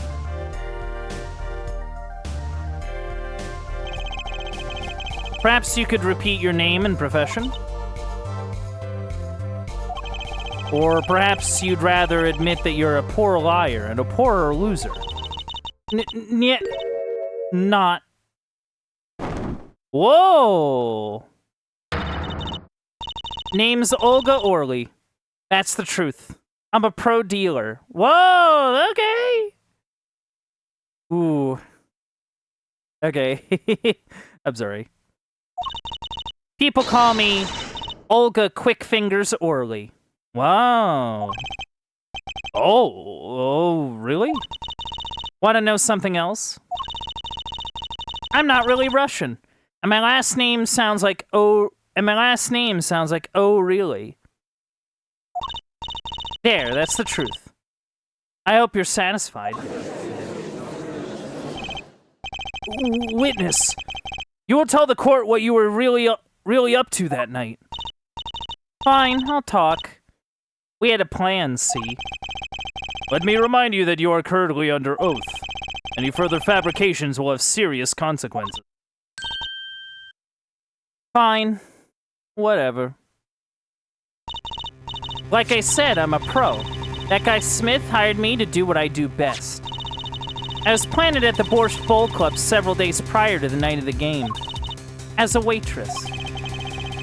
So you're in cahoots with the victim? Not that he needed my help. Smith is a well-known poker player in some circles. But winning wasn't the main purpose of this game. It was about destroying a legend. The unbeatable Phoenix Wright. The plan was simple. Elegant, really. You see, we set up a trap of sorts.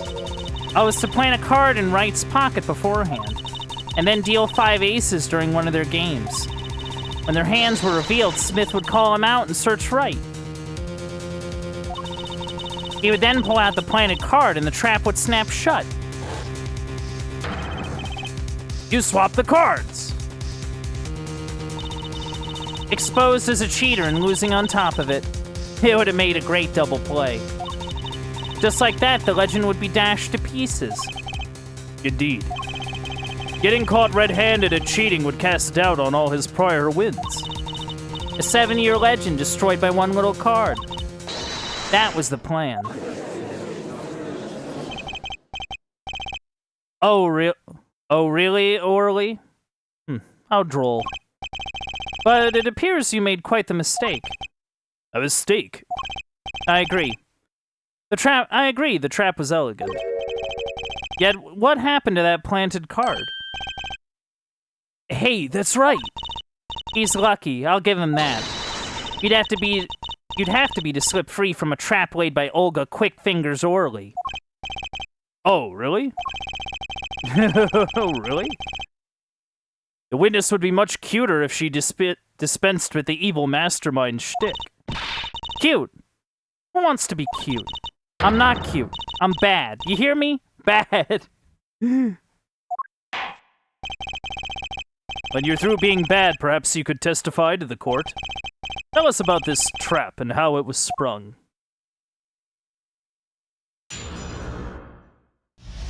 Oh, okay. Best laid traps. That night, I planted the card like I was supposed to. And Wright lost the last hand, just like he was supposed to. Then Smith searched him.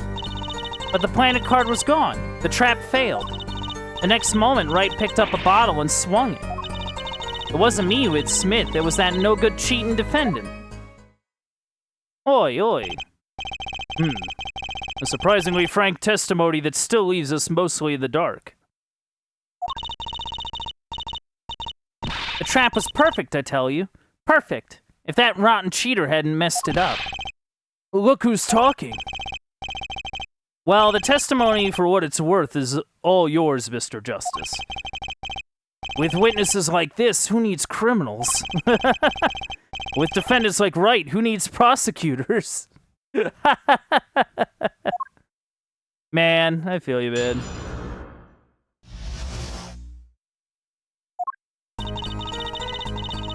Okay, so she planted the card. Okay.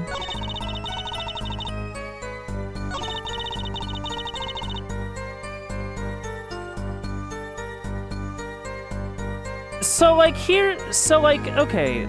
Just kind of, like, following here. So, Smith accuses...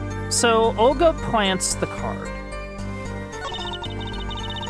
Wright loses the last hand. Smith searches Wright's stuff. Like, searches his pockets. But then doesn't find a card. And then Mr. Wright swings at him? Just for, like, the accusation? Like, cause, like, it's not like... I don't know. It's kind of a weird... It's kind of a weird jump. Like, I can imagine... I can imagine being insulted by, like, being accused of cheating, but at the same time, like, Phoenix does not really read as somebody who gets hot-blooded like that in this scenario. I mean, maybe when he was a lawyer, when he, like, cared, but I don't know.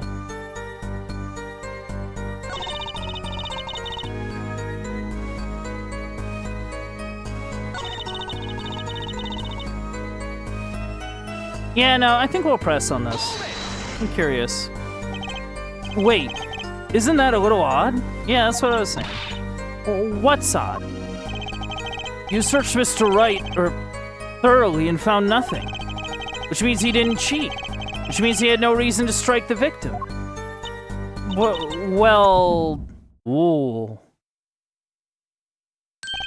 That was a weird effect.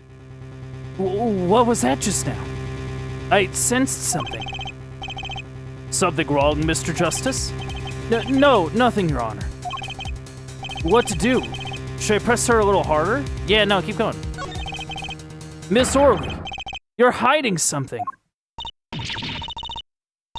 Well, what are you talking about? You... Me? Quick fingers, Orley? Hide something? The defendant will refrain from baseless accusations. I have one question for the witness, then. You say you saw the moment the defendant hit the victim. Is this true? Of course it's true. I did see it, honest. I saw it when Wright hit him. With my own eyes, I saw it. Oh, yeah, he's using the tells. Okay. Like, he's examining... Yeah, no, okay. What's this weird vibe I'm getting? That witness, for instance, Miss Orley. She would touch the back of her... Oh, wait, no, that's Phoenix. She would touch the back of her neck during certain parts of her testimony. Did you notice? Touching her neck, was it? Whoa!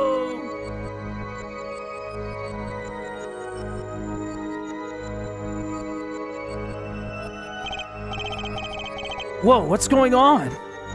Yeah, what is going on?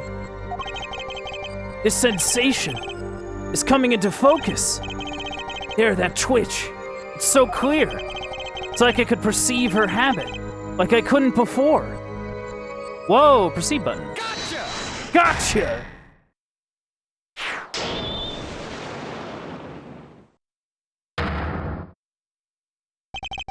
Miss Orley, perhaps you're unaware of this yourself. Unaware of what? Whenever you get to a certain part of your testimony, you touch the back of your neck with your left hand. My neck? So what? What indeed, Justice? What indeed, Justice? I hadn't noticed anything of the sort. When she says that part of the testimony, she's subconsciously recalling something. Her body reacts to the memory and she touches her neck. I'm sure of it. A memory? Would someone care to explain what he's babbling about? This is highly unusual. But let's ask the defense. You claim the witness is remembering something. Maybe you have evidence of this memory to show us? Her habit is scratching her neck whenever she talks about the moment of the crime. So what would remind her most of the moment of the crime? Miss Orley, whenever you recall the crime that night, you scratch your neck. I've noticed it happens when you think about the moment of the crime. There must be some reason behind this habit of yours. I believe the weapon that left an erasable impression on your neck is this. The weapon? If it's a weapon, is it just like the bottle? Yeah, the fact that he's calling it a weapon, this is the only thing really... Whenever she talks about the moment of the crime, she touches her neck. And what reminds us more of that moment than this bottle, the murder weapon. Yeah. But something doesn't fit. If you were only the witness to the crime, why would that make you touch your neck like you're in pain? What's he talking about now? It was Mr. Smith, the victim, who was hit. Not you.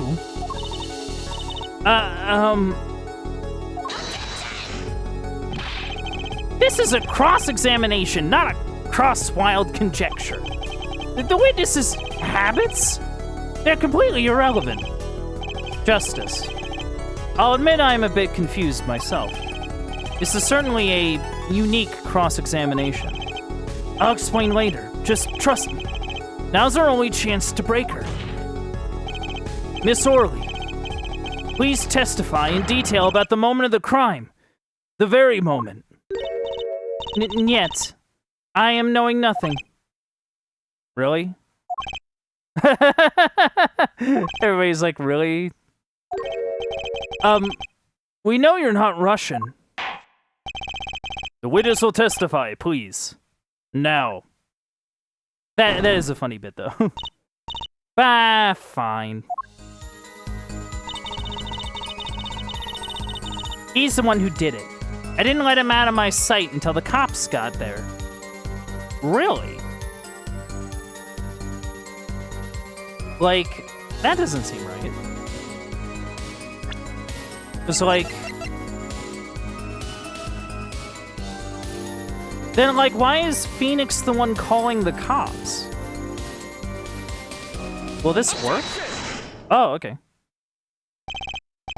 Miss Orley, we have a record here that clearly contradicts what you said. It states that the police were alerted by a report from the defendant. Yeah, why is he calling the cops and not you? And we know that the defendant left the room, climbed the stairs, made that phone call from the first floor of the Borscht Bowl Club. Yeah, like he would have... Yeah, he just went up and... Back. So explain how you kept your eyes on the defendant. Yeah, that's true. When he left the room entirely. Eek! Oh, the Borscht... Oh, that's like a lobster. The man who picked up a bottle and swung it that night wasn't the defendant. Oh.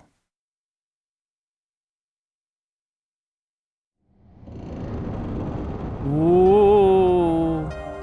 This is like a cool effect for these, though.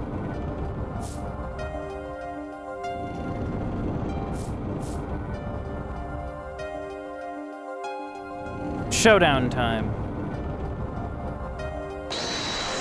You dirty cheat! Check his pockets, now. It's gone. The card's gone. You lose. Ah. Just then, Smith grabbed the bottle from next to right. And he hit me. Oh. I see. So Smith tried to assault her. Okay. You... Some master of cheating you turned out to be. Eek. Oh, geez. When I came to, the victim was already dead. Oh, the victim was already dead. Is that it? That's why I couldn't reveal who I really was. If it came out that I was in league with Smith, I'd be a suspect for sure.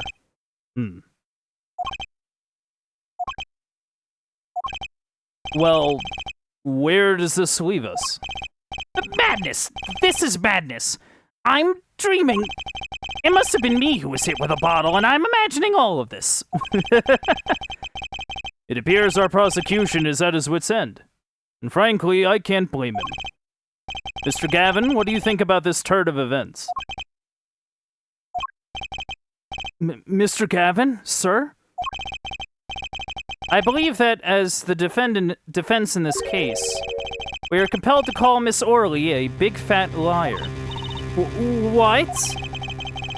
3 were in the room the night of the murder. The defendant, the victim, and her. And she has a motive. A motive? Her plot foiled, the witness got into an argument with her client, Mr. Smith. And the denouement? I think it is I keep wanting to say dem, but it's den. And the fuck. Okay. And the denouement, I'm probably pronouncing that wrong, of that argument was murder. What? I'm no killer. It's a trap. Someone's trying to frame me.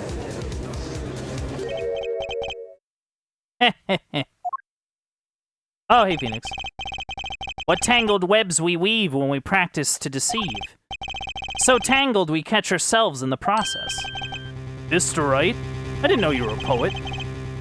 Such a hasty conclusion. It's not like you, Christoph Gavin. What are you saying?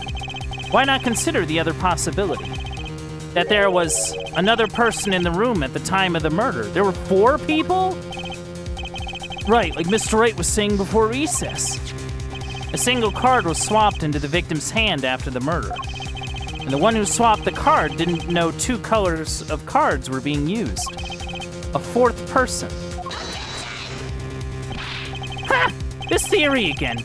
Your fourth person doesn't exist. Indeed. That's why I decided to bring this case to court. Here, where there's no escape and no chance for deception. The perfect place to catch the real criminal. The real criminal? And we're in luck. A clue to the real criminal's identity was kindly provided for us. And right at the beginning of the trial, no less. What? Apollo. Perhaps you know what I'm talking about? Sorry. Remember what I said. The 4th person who swapped the cards made one critical error. He or she wasn't considering the color on the back of the cards. Are they, like, colorblind? Right. But how could such an obvious mistake occur? The cards used for the last game were red. Yet there is one person here in our court who thought those cards were blue.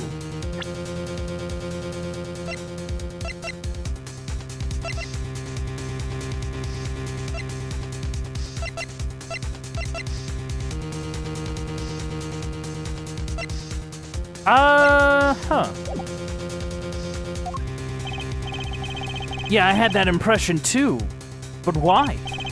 Well, Apollo, think you can figure out who it was? It's not me, I swear. Who is this 4th person?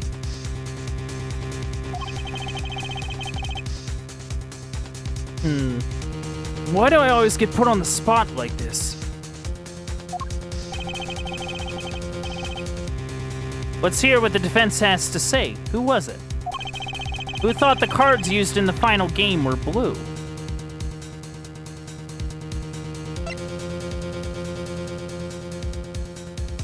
Wait, hold on. Shady doesn't count because he's technically not here. It isn't Pain because that doesn't make sense. And if it isn't Orly, it isn't Phoenix.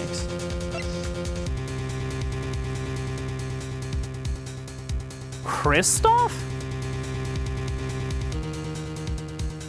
Why would it be him, though? I think, hold on. I don't think the history goes back that far. No. Go for it? As I expected. Your eyes and ears are as sharp as your hair. I was right? Kristoff Gavin, you were the fourth person that night. But of course Mr. Gavin knows the color of the cards. How would he? As you can see, the photo of the crime scene is black and white. Oh! Oh, yeah! Okay, I get it now. Okay. You can't tell which of the cards are blue. The ones on the floor or the table. But look! You can see the colors in the photo. Yes, but when he said the cards were blue, it was well before this evidence came to light. It is true that the defendant was engaged in a game of poker with the victim. Yet it was only that, a game in the purest sense. A competition, Your Honor. A competition? Yes, a test of wits. A silent clash of passions. Only the cards, their backs wreathed in... Oh, yeah! Yeah, he did. Yeah, right. Okay. Wreathed in blue flame know its final outcome. Well, Kristoff? Mr. Gavin? Mr. Gavin, is something the matter? No, nothing. Excuse me, it was just so... sudden. Right, you aren't seriously accusing me, are you? Oh, Kristoff? You know, even I never take a joke this far. Oh, wow! This has gone beyond ridiculous, beyond dumb. This is insanity. The defendant accusing his own defense attorney of murder? I assure you I'm quite sane. What possible connection could Mr. Gavin have to the victim? I wasn't aware that I had a connection to Mr. Smith either. Yes, but Mr. Gavin and the victim had never even met. Well, what if they have? Huh? There is a possibility after all. They may have met that night before the game started. What are you suggesting? Is this a truth Mr. Wright was staying silent about? Only one thing to do. Mr. Wright, the defense would like to request that you testify to the court. Ooh. The defense would like to request no such thing. Mr. Gavin? Testimonies must relate to the case. How could anything happen before that game of poker be related? Ooh. I'm not sure I follow, Mr. Gavin. As I explained before, the defense believes that Miss Orly... Am I to assume you speak for Mr. Justice in this? He is the defense, not you. Yeah. Mr. Justice, the matter of Mr. Wright's testimony is up to you. Oh. Okay. Gulp. Does the court, in your opinion, need to hear Mr. Wright's testimony? Yeah, I think we do. This is Mr. Wright's strategy. He's planning this all along. And I intend to see it through. The defense would like to request that Mr. Wright testify to the court. Et tu, Justice? You would betray me, your teacher? I'm sorry, Mr. Gavin. This isn't about loyalty. This is about the truth. Ooh. And, yeah, no, this has been interesting. That's an interesting kind of twisty little thing. Very well. The defendant, Mr. Wright, will take the stand, please. Yeah, how's it going? I'm a cool guy. Appetite before murder. That evening, Kristoff and I had dinner. We sat at the table in this photograph. Shotty Smith walked in 5 minutes after Kristoff left. When the trap failed, Smith hit the waitress. The girl was knocked out cold and Smith was uncontrollable. I left to call the police. When I returned, he was dead, blood streaming from a cut on his forehead. That's when I made another phone call. The defense attorney, Gavin. Ooh. Mr. Gavin, you were at the Borscht Bowl Club the night of the murder? I dine with him rather frequently. And he talked to the defendant on the phone directly after the murder? Quite against my will, I had become involved in a murder. I thought I might be in need of a lawyer, so I called him. You were planning this all along, weren't you, right? Just because you wanted to drag me into your little murder trial. The only thing I want is the truth. As I did back then, and now. I thought my office was doing you a favor when we took on your defense. It appears that I was wrong. Ooh. Very well. The defense may cross-examine the witness. Justice. Sir? He's lying. And you're going to expose him. Understood, sir. Mr. Gavin versus Mr. Wright. This can't end well. Why can't I have a normal trial? Why can't I just have a normal trial?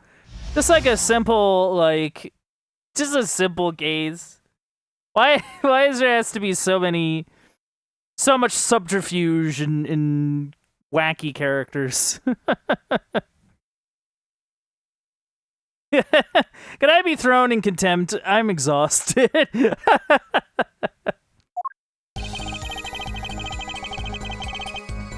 Okay, so he's had a... So, okay. Look at this photograph. Yeah, no, and you see... I guess you see, the borscht, and you see, this, bread thing. So, that parses.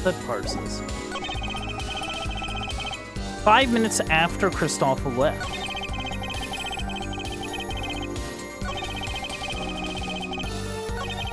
When the trap failed, Smith hit the waitress. The girl was knocked out cold, and Smith was uncontrollable. When I returned, he was dead. Okay. And then it's they made another phone call to the defense attorney.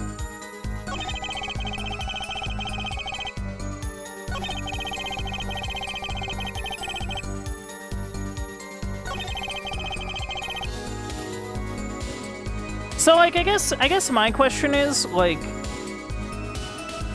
so, they set up a trap for him, but it did not work out.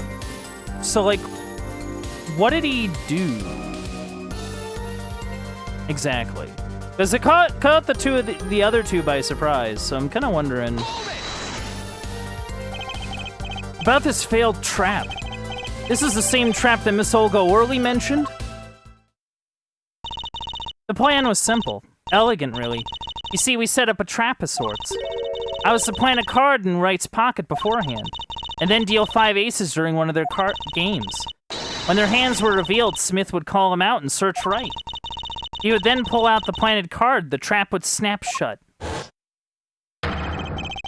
You swap the cards! Just like that, the legend would be dashed to pieces. Yes, a harmless prank in essence.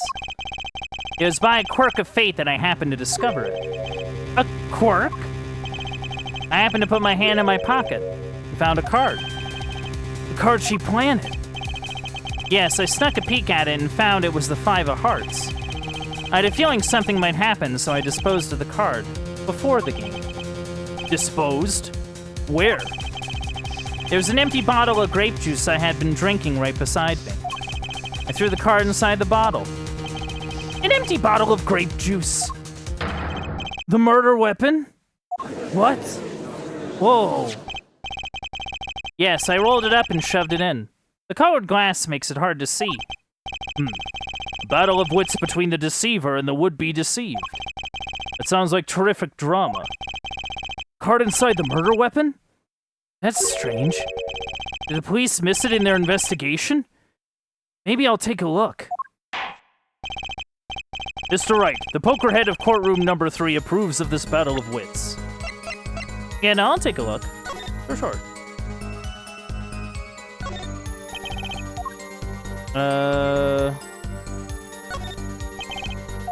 Alright, you're just not gonna...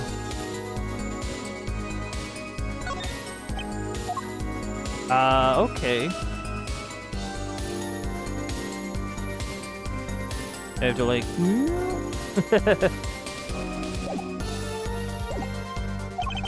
Please revise your testimony with this new information.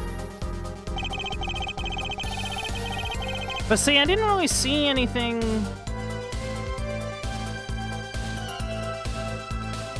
Like, I didn't really see anything in the bottle, though. Like, that's the thing that confuses me. Like, I can very clearly see through it.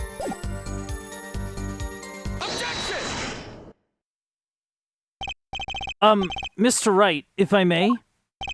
Yes? I've examined the bottle, and I don't see any card in here. Hmm? No? What, Mr. Wright? Surely, ellipses isn't all you have to say for yourself. I can't say that I know what happened to the card. I did put it in the bottle, however. Huh? Perhaps a 5th person came and took it out? Oh, and a 6th person could have helped. Mr. Gavin, Mr. Wright is your client. My apologies, Your Honor. I won't have you disparaging our investigation either. We looked inside that bottle. There was nothing. So what's going on? Is Mr. Wright hoodwinking us again? Or did the card just disappear? In any case, please continue the cross-examination. I'm afraid decisive contradictions call for decisive evidence. Oh. Push him harder, Justice. Break him. It's just you and the witness in the ring. Go for the KO. Ugh, why do I get the feeling we're not on our client's side anymore? Yeah, no.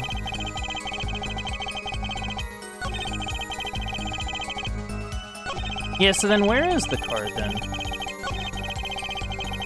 They said it was like a 5?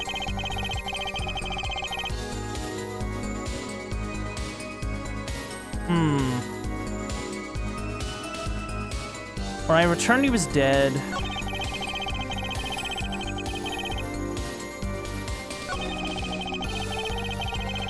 Yeah, wait, hold on.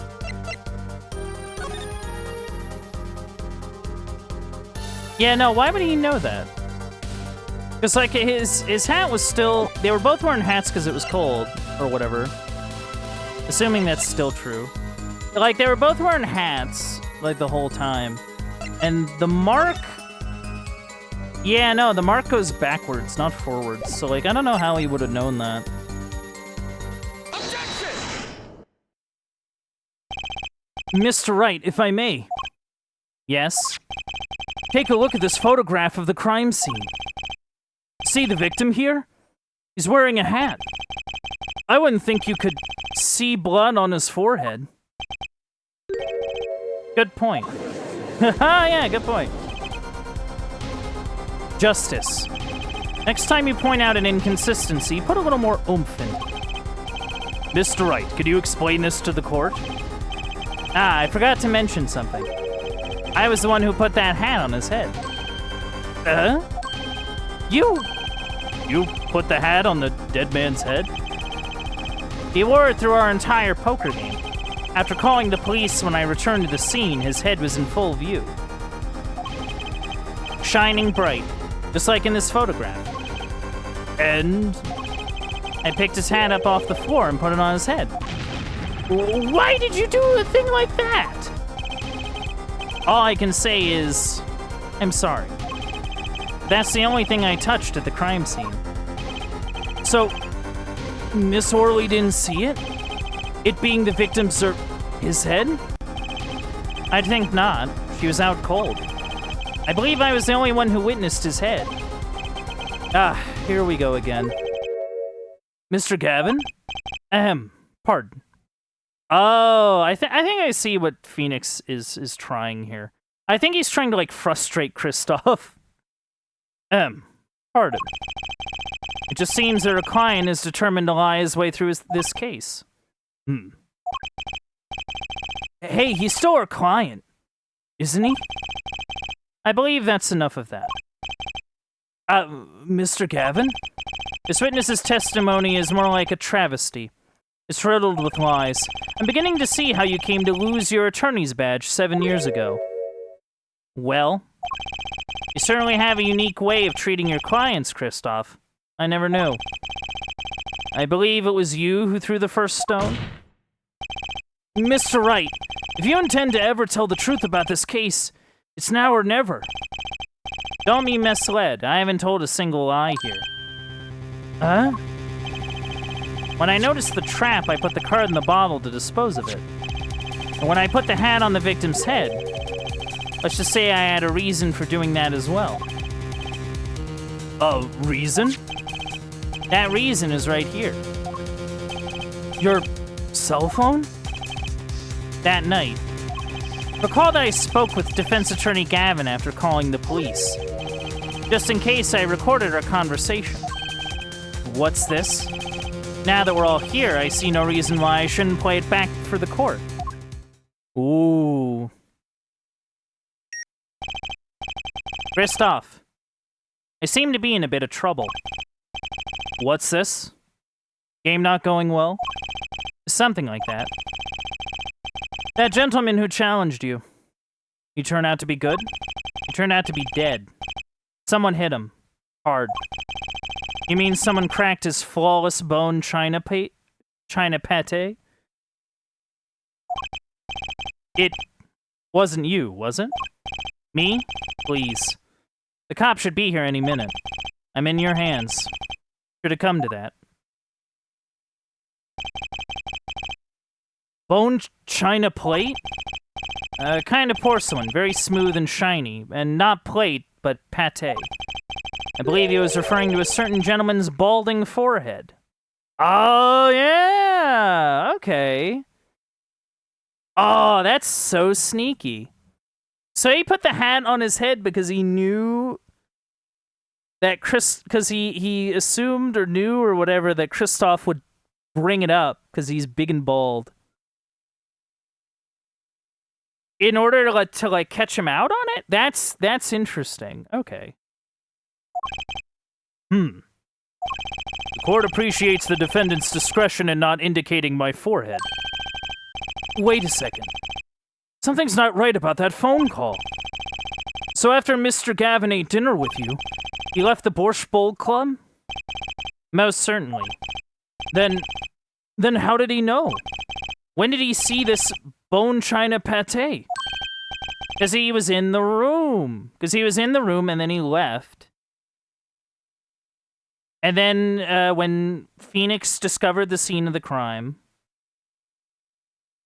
Wait, no, it was like... Basically... Yeah, no, so he hits... So, like, okay. So Shoddy here, you know, tries to catch out a cheat and then fails. Then he hits Olga with the bottle.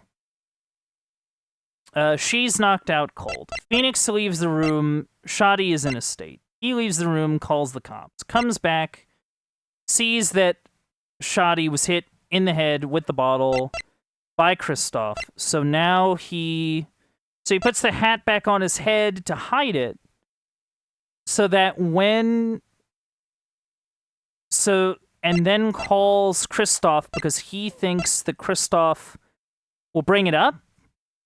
Because it's like super duper, you know, he just has a big bald head. And records the conversation so that when he ends up going to court, he can get Gavin as his, like, defense attorney and then, like, call him out on it via evidence. Yeah, because the hat basically gives him, like... What's the word? It gives him, basically, I guess, like a delineation of time. Like, they're able to kind of place, like, the time of it, you know, when he had his hat on, when he has a hat off. Yeah. Oh, that's right. Yes. That was when I began to see my good friend in a different light. Troubled, I returned to the crime scene. When I spotted Mr. Smith's head again, I realized exactly what was wrong. Well, Mr. Gavin, the stage has been set. Perhaps you would like to explain this to the court. Exactly how did you come by your privileged knowledge of the victim's head? So, this is your reason? The reason why you put the victim's hat back on? Your point, Mr. Gavin? It's come down to this, has it? Phoenix Wright? Ooh. Order. I will have order. Mr. Payne. Yes, Your Honor? I believe this court has been left with no other choice. Are you prepared to hear Defense Attorney Gavin's testimony? Well, as a prosecutor, Very well. We'll break for 10 minutes, after which Mr. Gavin will take the stand for a cross-examination. Are we all clear on that? Crystal clear, Your Honor. Very well. This will be the final recess for the day. Oh, okay.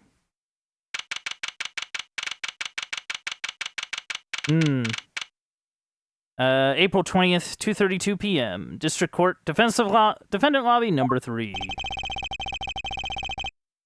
Mr. Gavin and Mr. Wright are both in the judges' chambers. Would have thought today would turn out like this. May I? Oh! Oh! You're Phoenix's kid! Yeah! Big dumb hat. You're just like a magician. Like, you have, like, the hat and, like, the robe. Okay, I dig it. It's cool. Huh? What? Hello, sir. Please, pick a card. What's all this about? Is this one okay? Excellent. I have a message for you. The last hand is about to be played. You'll need a trump card to make it. A trump card? The card you have chosen is magical. Use it wisely, and the game is yours. That's all. Oh. Ooh. An ace. What do I remember that card from? Ace, Bloodspot. Mr. Smith's hand has 3 aces, and Mr. Wright's 2. Is 5 aces in all. It is true. I have seen it. The 5th ace. There was cheating, I swear to you. The missing 5th ace. Wait, this blotch of red. Is this blood? Ooh. You have your trump card. Now it's up to you to cut the deck and draw. The truth. My father's fate is in your hands. I know you can do it. This blood-stained card is my trump card for finding the truth? I fell deep into thought as my mind raced to understand what this all meant. Actually, hold on. Oh, you're like 33. Okay. Huh. That girl. I'd seen her recently.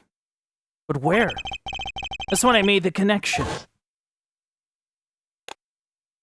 Ooh.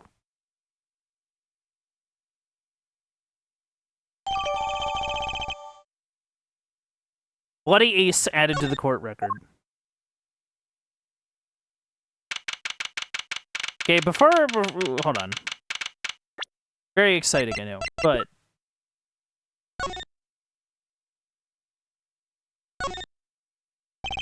Single drop of blood marks the front of the card.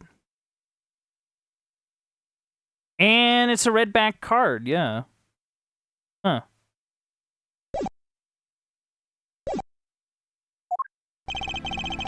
Court will now reconvene.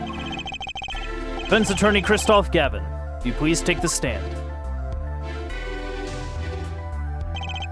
Now then, if you would, Mr. Payne. Yes, Your Honor. Will the witness state his name and occupation? Is this farce necessary, Your Honor? Believe me, far stranger things have gone on in this courtroom. I mean, we had to cross-examine a parrot once. It was nuts. Fine. I'll play along. First, there's one thing we need to have made clear. How did you know about the secret beneath the victim's hat? By secret, I'm guessing he means the fact that Mr. Smith was bald. Forgive my curiosity, but what is it about this fellow's head?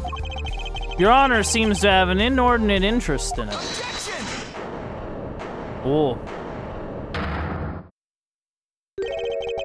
I wouldn't call it inordinate, Mr. Gavin. Mr. Wright? What do you think you're doing, Wright? Wow, things sure look different from the other side. You know what I mean, Apollo? Speaking of looking from the other side, let's consider something for a second. The victim wore that hat all night, never once taking it off except for that one time. That one time being the instant he was hit. Oh. When Mr. Wright returned from reporting the crime, the hat was lying on the floor. Mr. Wright picked it up and placed it on the victim's head. In other words, in order to have seen Mr. Smith's bald head, you would have had to have been there in the hideout at the time of the crime.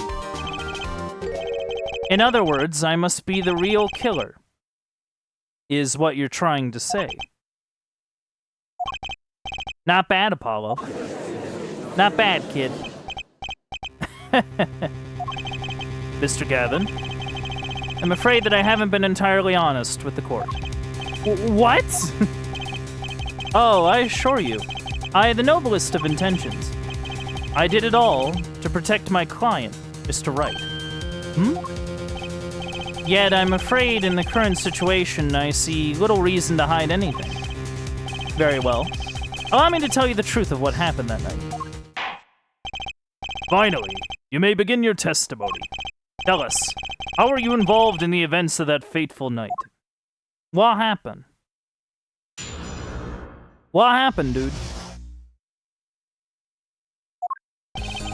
The rage I sensed in that man that night troubled me, so I returned to the club. I went down to the basement and peeked in through the little window to the hideout. It must have been right after the murder took place. The victim was dead as he appears in the photo. A bald head, an unconscious girl, and Wright, holding a bottle in his hand. I sensed that was not the best place for me to be at the time, and so I left. That's when the call came from Wright. So you witnessed the murder? For better or worse, I missed the actual moment of the deed. Mr. Gavin, may I remind you that you are on Mr. Wright's defense team. Your testimony is clearly disadvantageous to your client. What else could I say? I'm standing on the witness stand, after all. So you are, Mr. Gavin. And you had to testify as you just did.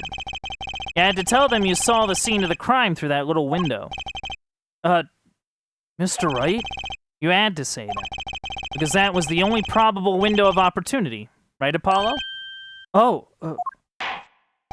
Mr. Wright, the defense should do the cross-examination, not the defendant. Mr. Justice, are you prepared? Yes, Your Honor. I can't believe I'm going up against Mr. Gavin. This trial is getting weirder and weirder. Yeah, no, I wasn't expecting that, though. That's pretty crazy. Pretty cool. The rage I sensed, so he returns to the club. Goes down to the basement and peeked in through the little window. After the murder took place, the victim was dead as he appeared in the photo. Bald head, unconscious girl, and Wright.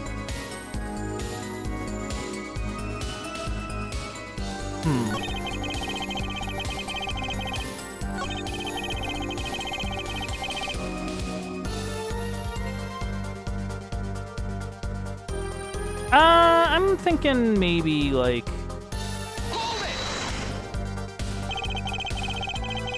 Those are the only three at the scene of the crime? Yes. As far as I saw, at least. Now we're back where we started. The killer was the defendant, Phoenix Wright. Who else could it have been? But why didn't you talk to the police? 2 reasons. First, I didn't actually witness the very moment of the crime. Second, my office was asked to defend right. Even after seeing what I had seen, I couldn't abandon my friend. There must have been someone else there at the moment of the crime. Justice. I just said I saw no one, not a soul. But that goes against what Mr. Wright said. Ah yes, this mysterious fourth person. Who would conveniently be the real killer, I suppose. Glad to see we agree, Mr. Gavin. Let me pose a question then. Tell me, what possible reason did the real killer have to swap cards in the victim's hand? Perhaps you can show us a reason why such a thing would be necessary? How can I show something I can't find myself? Remember, Apollo, that card was swapped out. That was swapped out was the fifth ace. The fifth ace. Right. Well, Mr. Justice, the question of why the killer would swap out a card has been raised. Can you point to a reason? Yes. It's now or never. The defense would like to present evidence to the court. Evidence showing the reason why a card was swapped out. Then go ahead and point out your reason, Mr. Justice. Why did the killer take the fifth ace? There be blood. My reason is, this. Is that an ace? Why, it's got blood on it. Right next to the spade. What? This is insane! Why wasn't I told about this? Why? Could this be the missing fifth ace? Oh, like a magic trick. Inconceivable. How could you? What are you doing with that card? Well, that's the thing. Is Mr. Gavin so upset? It's just a fishy card from some fishy girl. Oh, that card? It's mine. That is, I picked it up at the Borscht Bowl Club that night, after the murder had occurred. I gave it to my daughter. Cards are stock and trade, after all. No. Impossible. Unacceptable. The court can't accept this evidence. It's a fraud. A fraud? How can you be so sure? What? I would think the only person who could claim it was a fraud would be the one who took the real card from the crime scene. The real killer. Ooh. Allow me to elaborate. What if this trace of blood was the reason? The reason for the killer to take the card from the scene of the crime. Where are you going with this? Take another look at the photo and at the victim's head. Ooh. At that moment of the crime, his hat fell to the floor, and a trickle of blood ran from his forehead down the back of his head. Couldn't a drop of that blood have fallen on one of the cards? I suppose. The killer then took the card to hide the blood. Ooh. Regardless, that evidence is non-permissible. Oh? Right. Regardless of how you wasted the last 7 years, you used to be a lawyer. You know what a serious crime it is to conceal evidence. Oh, we can discuss the finer points of our legal system later. What's important now is that I've answered your question. What are you talking about? You wanted to know why the killer would have taken a card from the crime scene. And now I've told you. That one drop of blood would have been decisive evidence, you see. This is baseless conjecture. Baseless. Ooh. Oh, I assure you, it's quite based.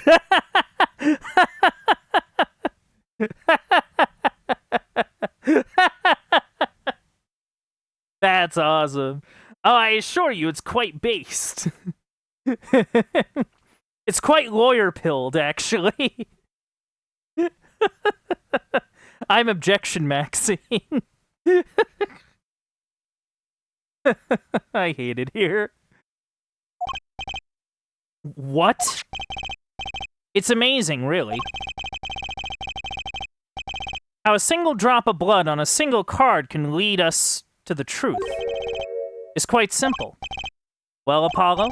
Yes? Try picturing the scene of the crime. in your head. Whoa. Oh, this is cool.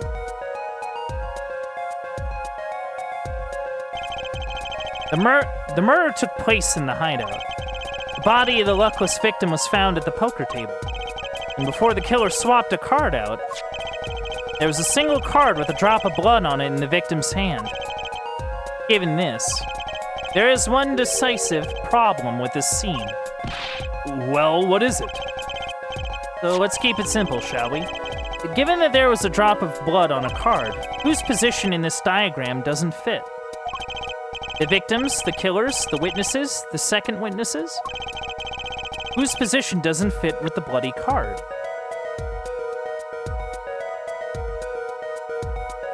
Okay, we have victim, we have killer. We have witness, we have second witness. If the drop of blood was going from the back of his head, right?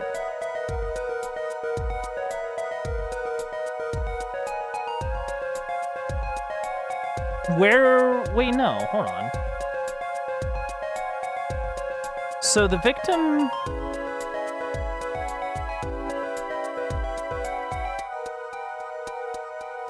Yeah, no, that's sort of weird. Like, because the ace was on, like, the table, wasn't it? Would it be the victim? Because, like, the thing is that, like, the blood went from his forehead and then down the back of his head. So it wouldn't have gone forward. So it'd just be, there'd be, like, a blood stain on the floor, but we didn't get any sort of, like, report on that.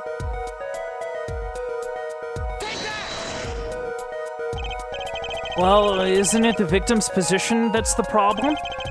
I don't follow your logic here, Mr. Justice.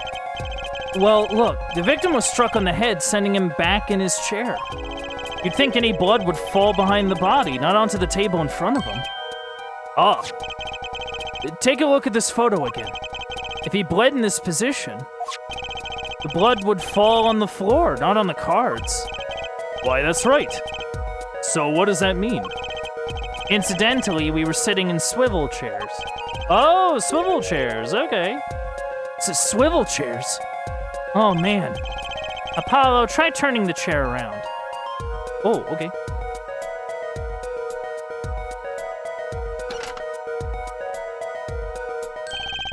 The chair was facing the other way? It would have to be. Yeah, that's the only way that works. Yeah. So, like, why was he even not looking at anybody? Also, I wasn't reading that.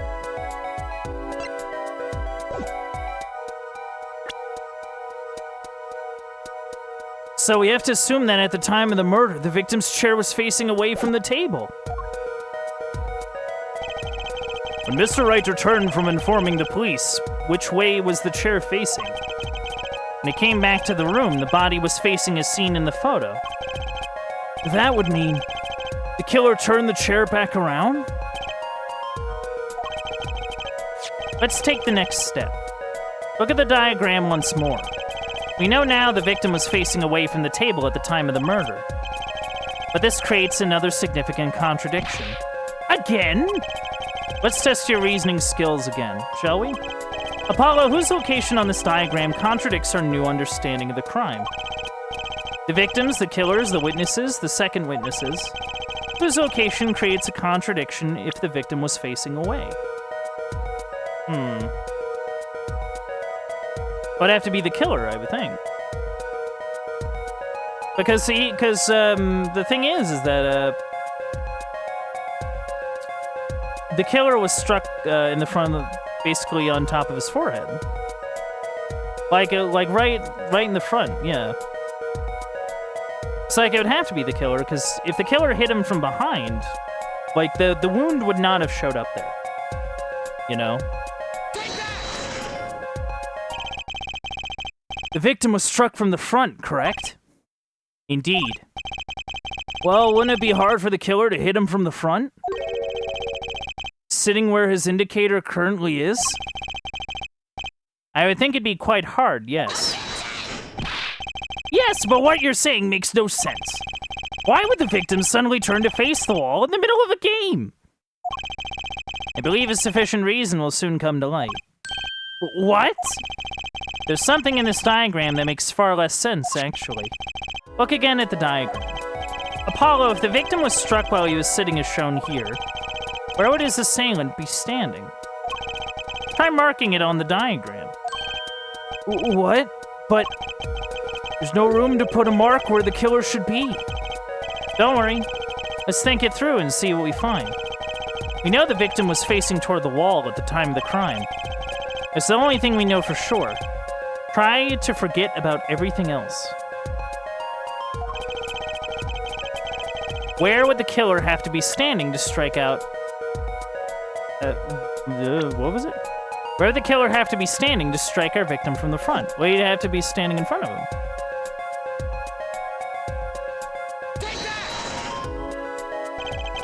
The killer had to be standing, well, here. You get points for flair, but that's about all you get. Ack. I thought I was onto something there, too. How do we need to point out that standing there would be impossible? The victim is facing a solid cupboard. Are you claiming the killer climbed the cupboard and hit him from above? Ha! It's simple logic, really. If this was the only place the killer could have been standing, then that means that at the very moment of the crime... Wait, I know. At the moment of the crime, the cupboard wasn't there. What's this now? I mean, that's the only explanation, right, Mr. Gavin? Ooh. Your Honor, I have a suggestion for the defense. We should arrange to examine the cupboard and the hideout immediately. Bailiff, send the team to the crime scene immediately. Have them try to move the cupboard. Your Honor? What? There's one more thing your men should look for. Please give this to the bailiff. Ooh. Yes. I see. You do belong in the courtroom after all, Mr. Wright. I do my best. Hold on. Well, let's forge ahead here while we wait. Look at the diagram once again. It's been changed. If the killer was standing here at the time of the crime, then this cupboard wasn't here. Which means... Apollo, try moving the cupboard. Oh, okay. Oh, yeah, the cupboard was tall enough to cover the secret window. So if the secret window was covered, then there'd be no way for Kristoff to look in there. So you would have to be in the room. Thank you. As you can see, the cupboard was the problem. At the time of the murder, it has to have been shown here. Now everything is in place to reconstruct the moment of the crime. Oh my! What's this? What is it now? Look at the diagram of the crime scene once more. It appears we found yet another contradiction. What I believe to be the final contradiction, in fact. Huh? Oh, dang! Notice something, Apollo? Our line of deduction is rapidly approaching its logical conclusion. Now then, Mr. Justice, please point to the new contradicting indicator. Is it the victim, the killer, the witness, the second witness? Yeah, no, it's this dude up here.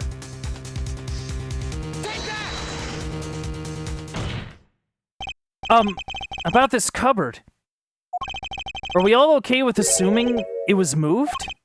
Sure, why not? Well, if it was, something really doesn't fit. The cupboard would completely cover up the window to the stairs. Oh. That's right. Someone standing outside wouldn't be able to see it. Someone like Mr. Gavin. What? What did you say? Oh, is the coolest defense in the West losing his cool? No.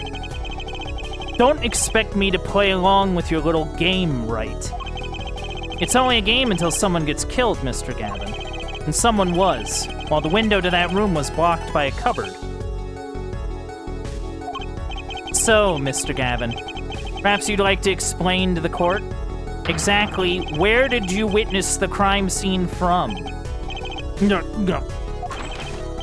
Excuse me, Your Honor. Order! This is a court of law, and I will have order. We just now received word from our investigative team at the Borscht Bowl Club. They've examined the cupboard in the hideout, Your Honor. Oh? And what did they find? Well, Your Honor, turns out there's a secret passage behind. What? I guess it used to be a crime hideout, but that's legitimately insane. What? What? Ah, yes, I believe I mentioned something of the sort before.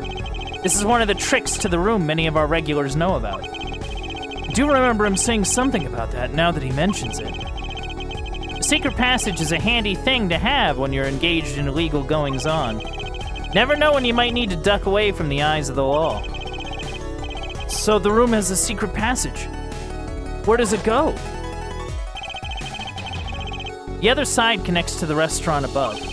The underworld bosses could get away from the cops and enjoy a cold bowl of borscht, no doubt. Just like our killer. Whoa. That's nuts. I love how Payne is just taking a backseat to like all of this. He's like, you know, this ain't my fight.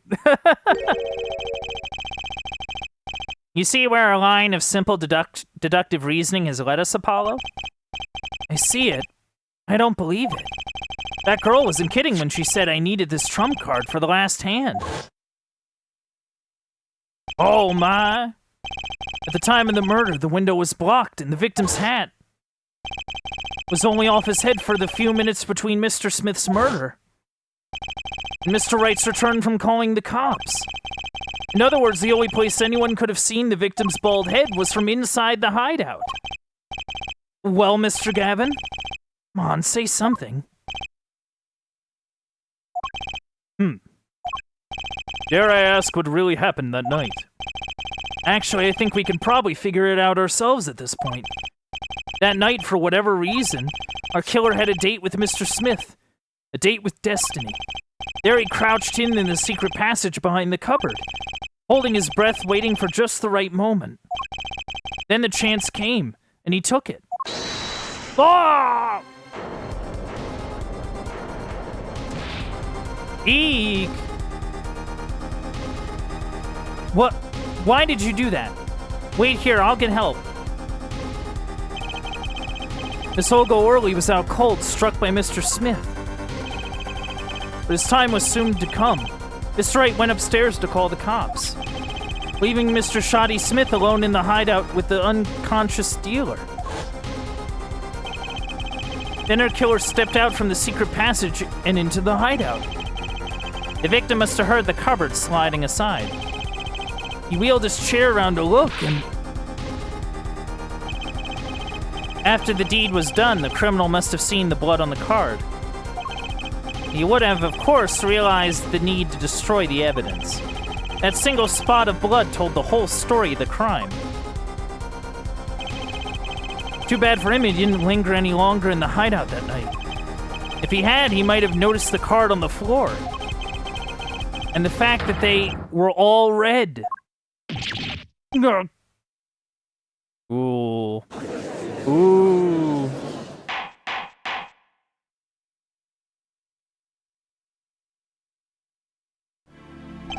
Well, it seems this trial has taken yet another turn. I'm truly, truly sorry I had to see this day come, Mr. Gavin. Mr. Gavin? Mr. Payne. Yes, Your Honor? The prosecution will continue its investigation. As for Mr. Phoenix Wright, the defendant, he is hereby cleared of all suspicion. Believe me when I say that I don't believe this is happening, Mr. Gavin. But I'm afraid circumstances call for me to issue a warrant for your arrest. Immediately. Objection! Whoa, objection! Oh, no need to apologize. I rather enjoyed myself. It's not every day you get to witness the legendary attorney's dirty tactics firsthand. Your point, Mr. Gavin?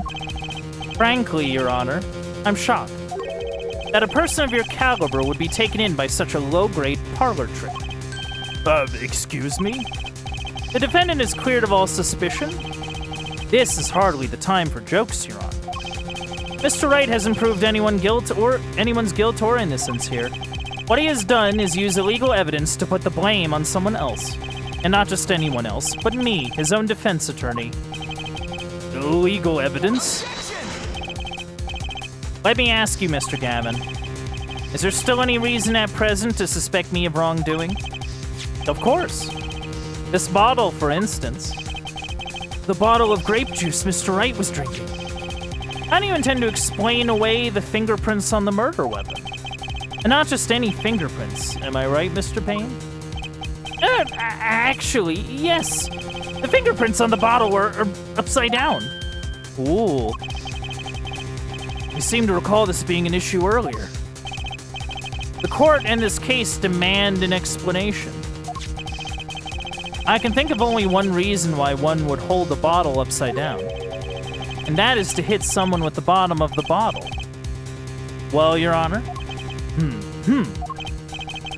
See how the caught fish squirms to the last? Well, Apollo? Yes? Your boss seems awfully concerned about this bottle still. But I'm sure you can come up with a suitable explanation. Just like that. Yeah, just like what? Why would anyone grab a bottle upside down other than to... Don't let him trick you into thinking his explanation is the only legitimate one.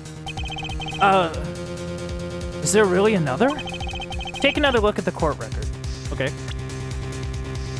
I believe you'll find a simple answer there, in plain sight. How about you just say the answer in plain words? It would be hasty to deliver a verdict with unanswered questions indeed. Okay. So Mr. Wright's prints were upside down. Why would they be on the bottle? Why would they be upside down? There's no real clues on it.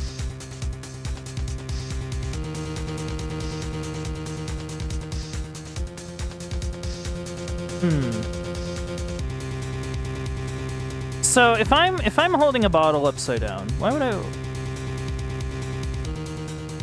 Like, he said he put a card in here, but the card is not here though. So like,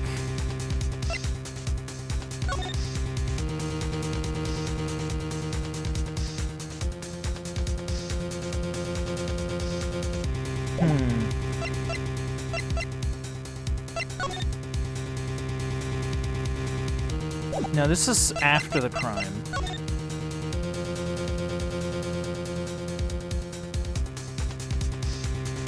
Why would he put it there?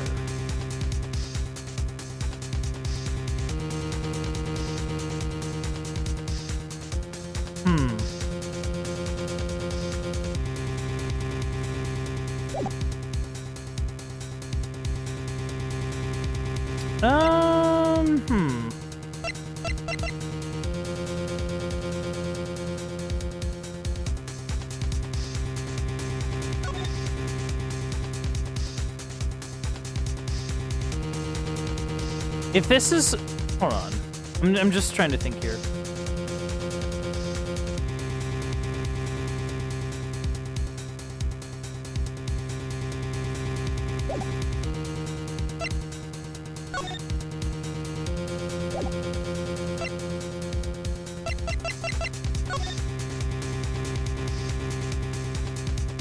Oh!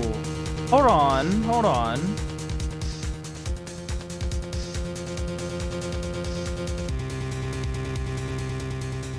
Yeah, no, hold on. Well, I wish I could point. So, like, you see how, like, towards, like, the bottom left of the, Yeah, no, because look. Because the bottles are in, like, this scene, right? Like, take a look here.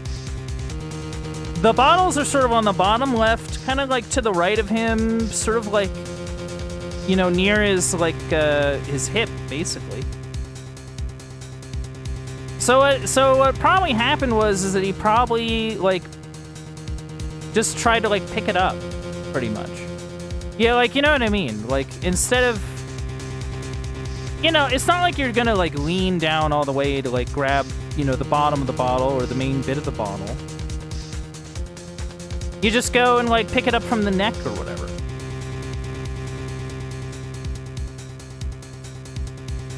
I wonder if that's, like, planted. Yeah, you know what I'm talking about. Like, I kind of wonder if maybe it's either. Well, I don't know. I don't want to do too much conjecture, but I think that's the idea. I think it'd be hasty to deliver a verdict with unanswered questions, indeed. Well, Mr. Justice, Mr. Gavin said the court was in this case demand an explanation. Don't worry, justice won't leave until justice is done. Perhaps the defense would care to enlighten the court? What evidence do you have to explain why the fingerprints on the bottle are upside down? Yeah, let's like present it. It's actually easier to show you than explain, Your Honor. Place that bottle on the floor next to your chair. Excuse me? On the floor. Yes, now reach down and pick it up. Without getting out of your chair. See? You naturally go to pick up the bottle by its neck. With your fingers. Upside down. Yeah, that's true. Yeah. Look at this photograph taken on the night of the murder. The defendant, Mr. Wright, sat here. Playing piano, bottles of grape juice on the floor to the side of his piano bench. He would have naturally picked up the bottles upside down several times. Wow, I can't believe it's that simple. I'll call our dinner that evening, Kristoff. I was drinking my usual juice then, too. Basically, you used the bottle on the table to do the deed. But then you must have remembered. So you went and picked up one of the bottles from under the piano. And you switched the bottles. You took one of Mr. Wright's bottles and made it look like the murder weapon. Yeah, that's what I was kind of figuring. I kind of wondered if Kristoff planted evidence. Oh, is that how we... Hold on. Is that how we find out... Yeah, no. So that's how we found out where the real bottle went. Because it would be the one with the card in it. Because he stuffed the card in it during the game. Yeah. Yeah. Okay. Order, order, order. What do you have to say to these charges, Mr. Gavin? Fascinating.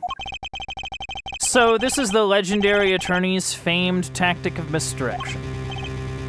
What? What? You claim that I switched the bottle? Where is your proof? Proof? Well, that's, as I thought. More baseless conjecture. I'm afraid your bottle of proof is quite empty. I wouldn't be so sure about that. Your Honor, when you initiated the investigation of the hideout earlier, do you recall I requested an additional investigation? Yes. I have your memo about that here. Retrieve the bottles from under the piano at the Borscht Bowl Club. And here's one of the bottles in question. What, are you going to dust that for fingerprints too? I would be surprised if any were on that but his. Mr. Gavin probably wouldn't make such a novice mistake, true. That bottle won't bear a trace of anything. Say, Apollo. Yes? Why don't you go ahead and examine that bottle? But why? Just humor me. Mr. Wright, that bottle will solve this case once and for all. What? That's some bottle. Yeah, there it is! There's something inside the bottle. It's the Five of Hearts. Yeah, no wonder his daughter's a magician. Like, no wonder. Like, pulling off this kind of stuff, sure. Ooh, what's this? That card. It can't be. Recall that unpleasant woman's testimony for a moment. Miss Olga Orley? Yes, our little swindling Devochka. That night I planted the card like I was supposed to. And Wright lost the last hand just like he was supposed to. Then Mr. Smith searched him, but the planted card was gone. The trap failed. Oh, wait, this isn't... You're telling me that this is the planted card you disposed of? One you mentioned in this piece of testimony? I happened to put my hand in my pocket and found a card. Yes, I snuck a peek at it and found it was the 5 of hearts. I had a feeling something might happen, so I disposed of the card before the game. Disposed? Where? There's an empty bottle of grape juice I had been drinking right beside me. I threw the card inside the bottle. Ooh.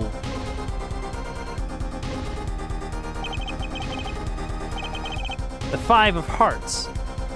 This is the card.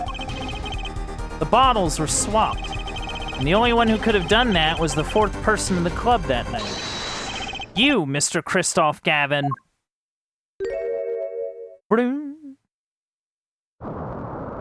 Oh.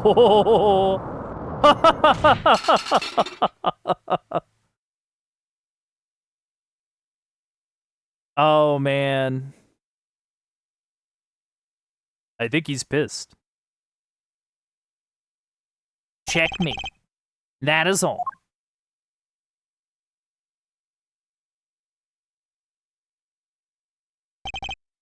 Is this your idea of revenge, Phoenix Wright? Revenge. Revenge for the events that took away your attorney's badge 7 years ago? My past is like my logic. Straight and true. Nothing's changed. All I did was point the finger at justice in the proper direction.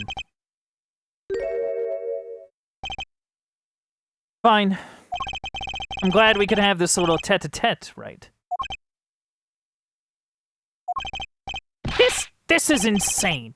What about me? Don't I get to prosecute anyone? Why am I still here?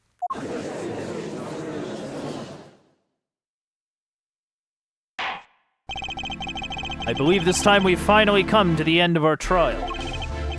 Mr. Payne, do you have a report on it for us on Christoph Gavin?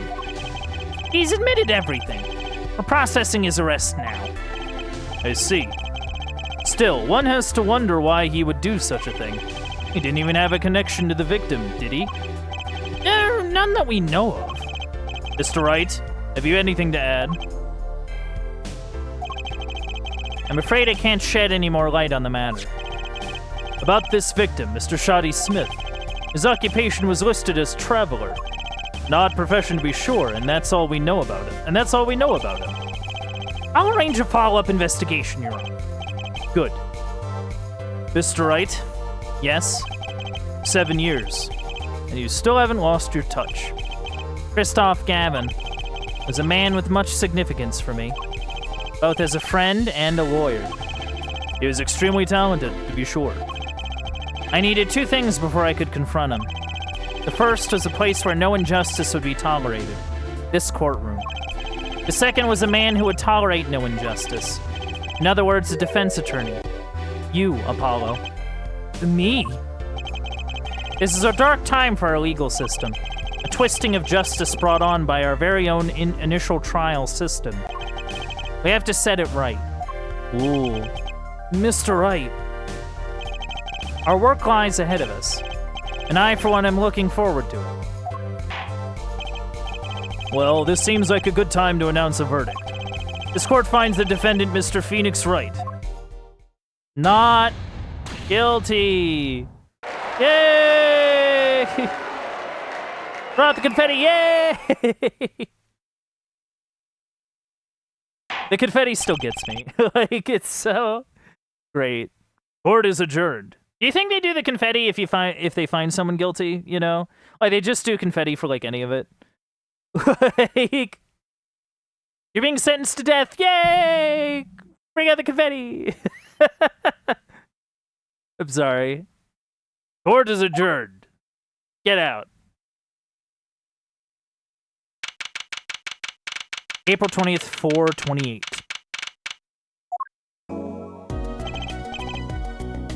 Thanks, Apollo. You came through just like I thought you would. I'm pretty sure I didn't do a thing in there. It was you who cornered Mr. The killer. I couldn't have done it by myself. You sensed it too, today, didn't you? Your ability. Ability? Yes, a sensitivity I lack. You'll come to understand it soon enough. Wait, I wonder if he means... I have one question for the witness, then. You say you saw the moment the defendant hit the victim. Is this true? Of course it's true. It's this weird vibe I'm getting. Whoa. What was that, Mr. Wright? You'll have to find the answer to that question yourself. The answer, right. Today was full of questions without answers. Most of them about Mr. Gavin. What possible reason could he have had to commit murder? And perhaps you'll learn that in the days to come. Huh? Wait, you don't know, do you? This locket is the key. Huh? Oh, that reminds me. I met the girl whose picture's in your locket.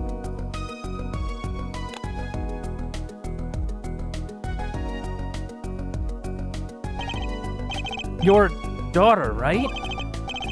That's right. She's my daughter. You know, you were right about this locket. I took this off his neck the night he died. But it looks like our dear Russian scam artist saw me. But the truth is, this locket really did belong to him. Wait, but that's perjury. You testified. You said that locket was yours. I said no such thing, actually. Huh? I merely said that it was a locket with my daughter's picture inside. A subtle distinction, but a distinction nonetheless. And it's the truth. Wait, but then... why? Why was the victim wearing a locket with a picture of your daughter inside it? Yeah, no, that's what I was kind of wondering. Like, what's he doing with that? Sometimes the straightest path to the truth isn't the best one. Give it time. You're still just getting started with your career. Speaking of which, I may be out of a job. I work for Gavin Law Offices, after all. I still can't believe I just saw Mr. Gavin get led away in handcuffs. Apollo. Yes? How about coming to work for me? You mean at the Wright & Company Law Offices? I mean, there's not a single attorney in my generation that doesn't know it. I can't imagine that to be true, but... Wait, but didn't you... You're not a... Oh, I turned in my badge, yes. I'm not an attorney anymore. An incident 7 years ago. That legendary trial. And at the middle of it all was one man. Phoenix Wright. The case reached its sad conclusion, and he left the law for good. Oh yeah, so I guess he, like, bailed on it. Okay. So it's not like he got, like, kicked out. He just, like, resigned. Or whatever. Have you ever thought about coming back to the courts? I'm not qualified to stand in a court of law, I'm afraid. Didn't you notice in today's trial? There's a single piece of forged evidence. Forged evidence? What are you talking about? I'm talking about evidence that shouldn't have existed. A naughty magician's trick. One piece of evidence struck me as odd. It's true. Which one?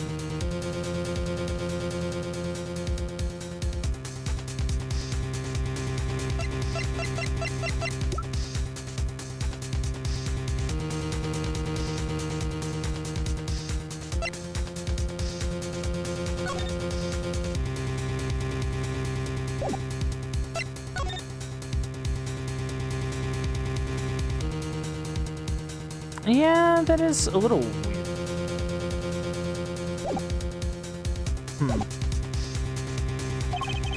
It just seemed, well, too perfect. I bet this was the forged evidence.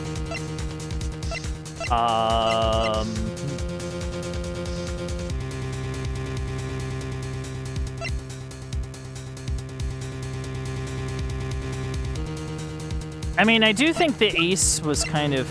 Yeah.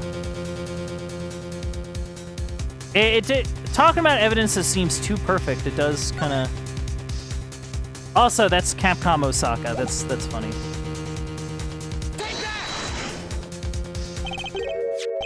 You mean this, don't you?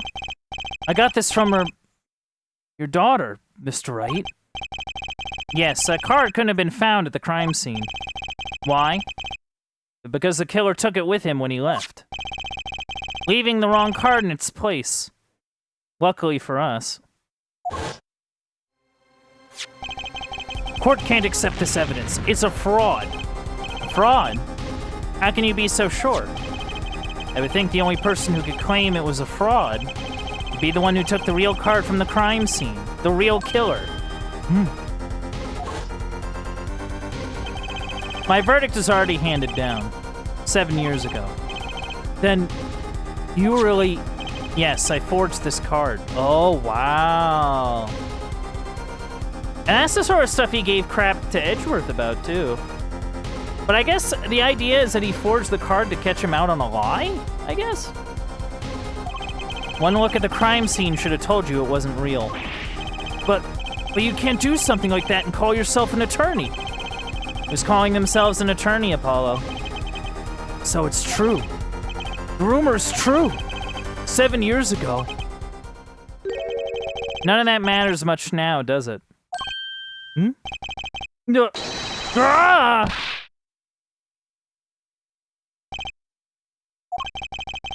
I punched him. Oh, I punched him. It's your story from here on out, Apollo. Perhaps I can help you turn the next page. My office's address. Drop in, if you like. Mr. Wright. Oh, about your uppercut. Try yelling, "Take that!" next time. I find it packs a little more punch. Take that! And Apollo, thanks for today. I had a good time. How mysterious. And with that, Mr. Wright walked out the door. And that's how my first trial ended. A lot of mysteries went unsolved. And at the time, I had no idea they were all related. Every mystery that day, connected by a single thread of logic. I'd find that out soon enough. Oh wait, no, I'm using Phoenix voice, whoops. My name is Apollo Justice. My brain did not get that. My name is Apollo Justice, attorney at law. And this is how my story begins. My story begins, and... Yeah, no, what a crazy one. What a crazy... Yeah, no, that... Turnabout Corner, okay. I'm gonna take, I think, a quick BRB, if that's all right, before getting into the next case, just to kind of see how it is. But grab a snack, grab a drink, do whatever it is you gotta do. I will be right back.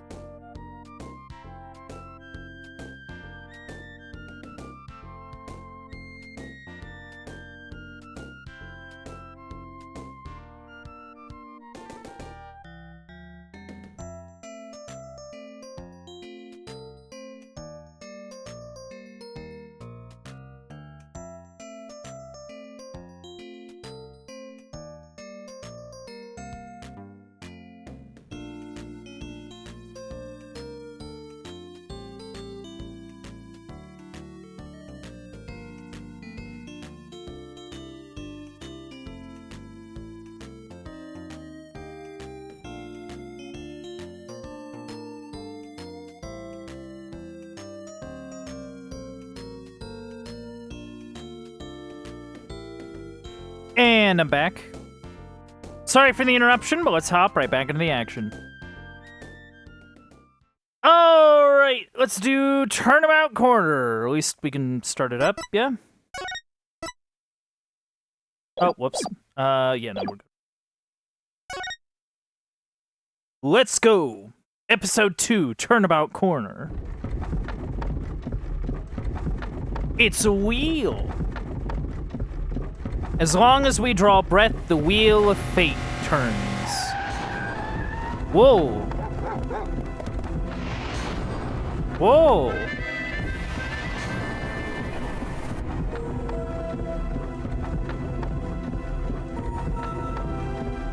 Spinning big crimes and little crimes together. And when the wheel stops... Whoa! You die.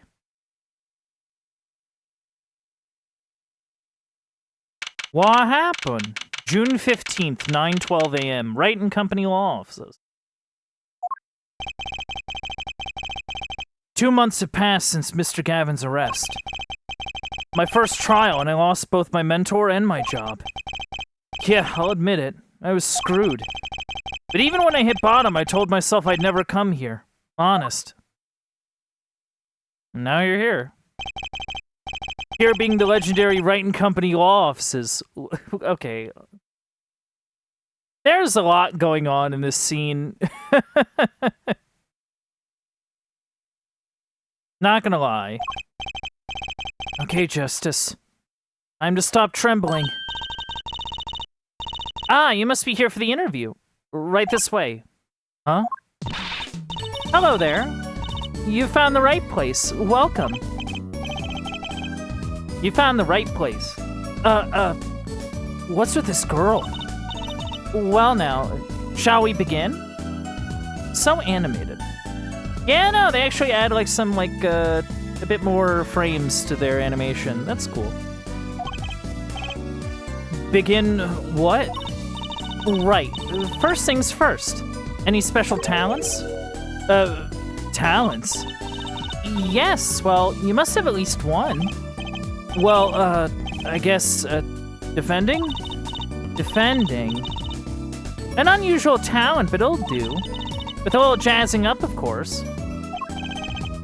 You think so? Let's give it a go, shall we? Uh-huh.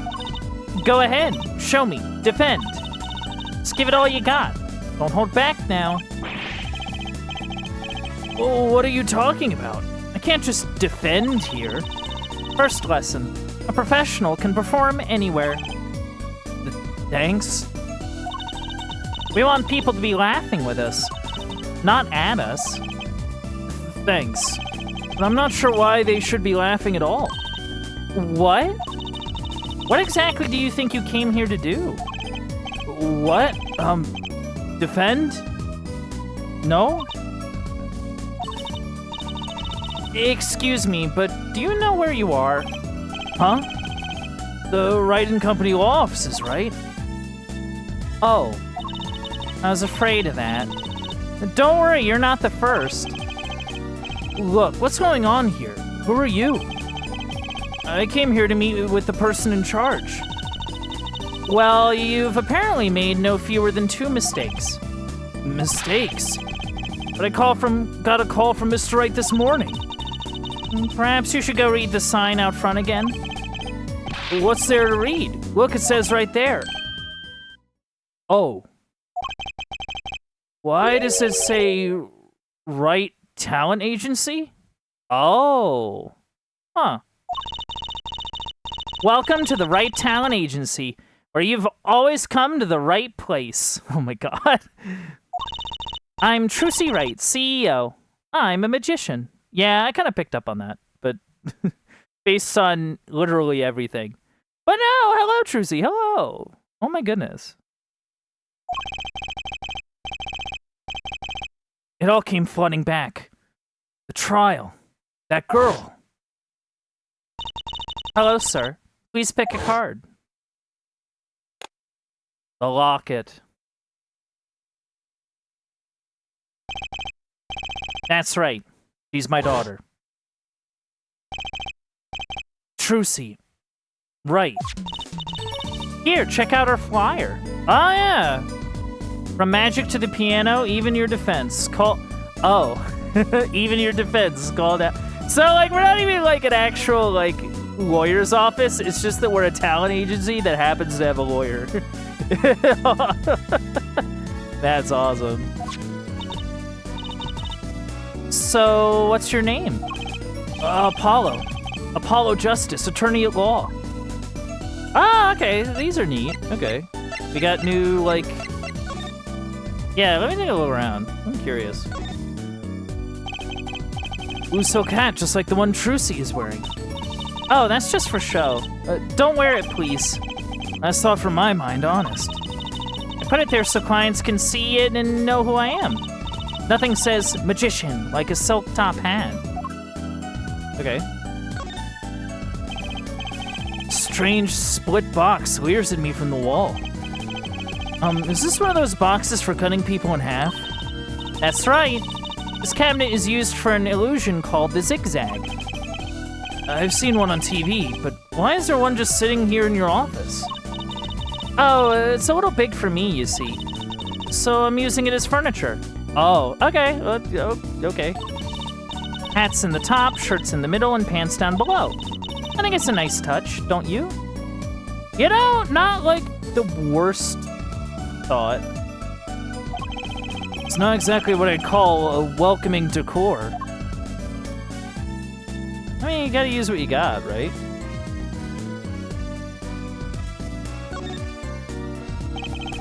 That table doesn't look very sturdy. You've never seen one of these? It's a magic table. So, like, you make this teapot disappear? So you might think, but that's not it. Before your very eyes, the contents of the pot change. From Earl Grey to Darjeeling. Kinda hard to see the difference, I'd think. It's a plant. Don't touch Mr. Charlie. Mr. Charlie? He's been in this office much longer than I have. Oh, okay, so this is like a potted plant that's been in the office probably since the first games, I would imagine. Daddy's mentor had a great fondness for Mr. Charlie. Oh, yeah, Mia. He's lived here since Daddy was a rookie attorney. Huh. Mr. Charlie. Right. Now I take care of him. All these legal books must be Mr. Wright's leftovers. There's a lot of unrelated books in here, too. One Trick a Day, Magic for Idiots. You'd think a pro magician would aim a bit higher. I don't know, you gotta start somewhere.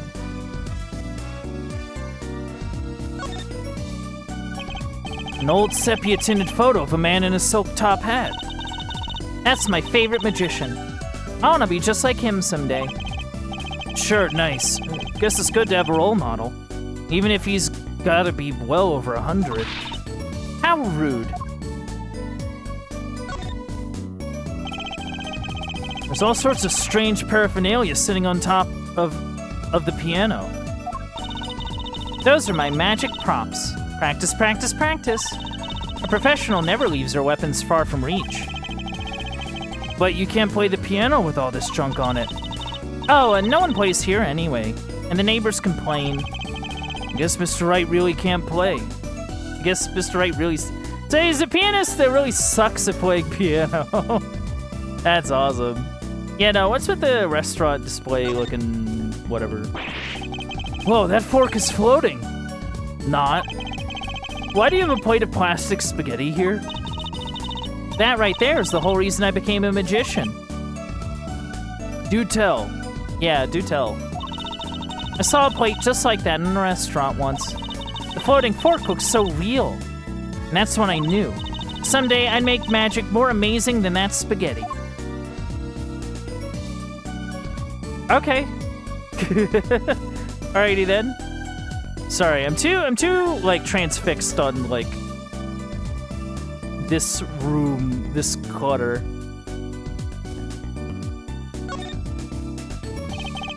It's one of those hula hoop things everyone was crazy about way back when. Really? I had no idea these were that popular. I'm not so bad with one myself, actually. I'm still learning. So you can really make someone levitate with it? Show me. Huh? I have no idea how. It's just a normal hula hoop, isn't it?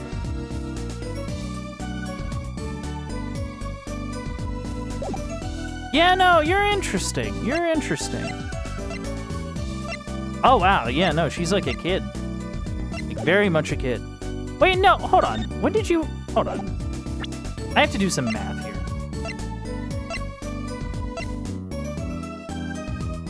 Wait. Did he have him when he was 18? Are you for real?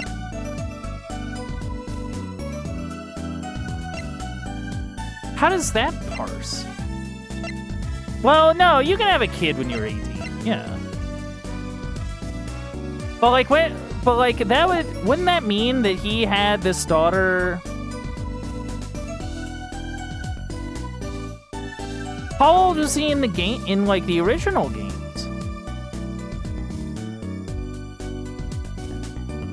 You confuse me, madam. I'm not sure when you happened. Like, that's the bit of confusion. Yeah, you're full of mysteries, kid. Yeah, tell me about this talent agency, yeah? So, is this really a talent agency? You bet. Daddy started 7 years ago when he quit law.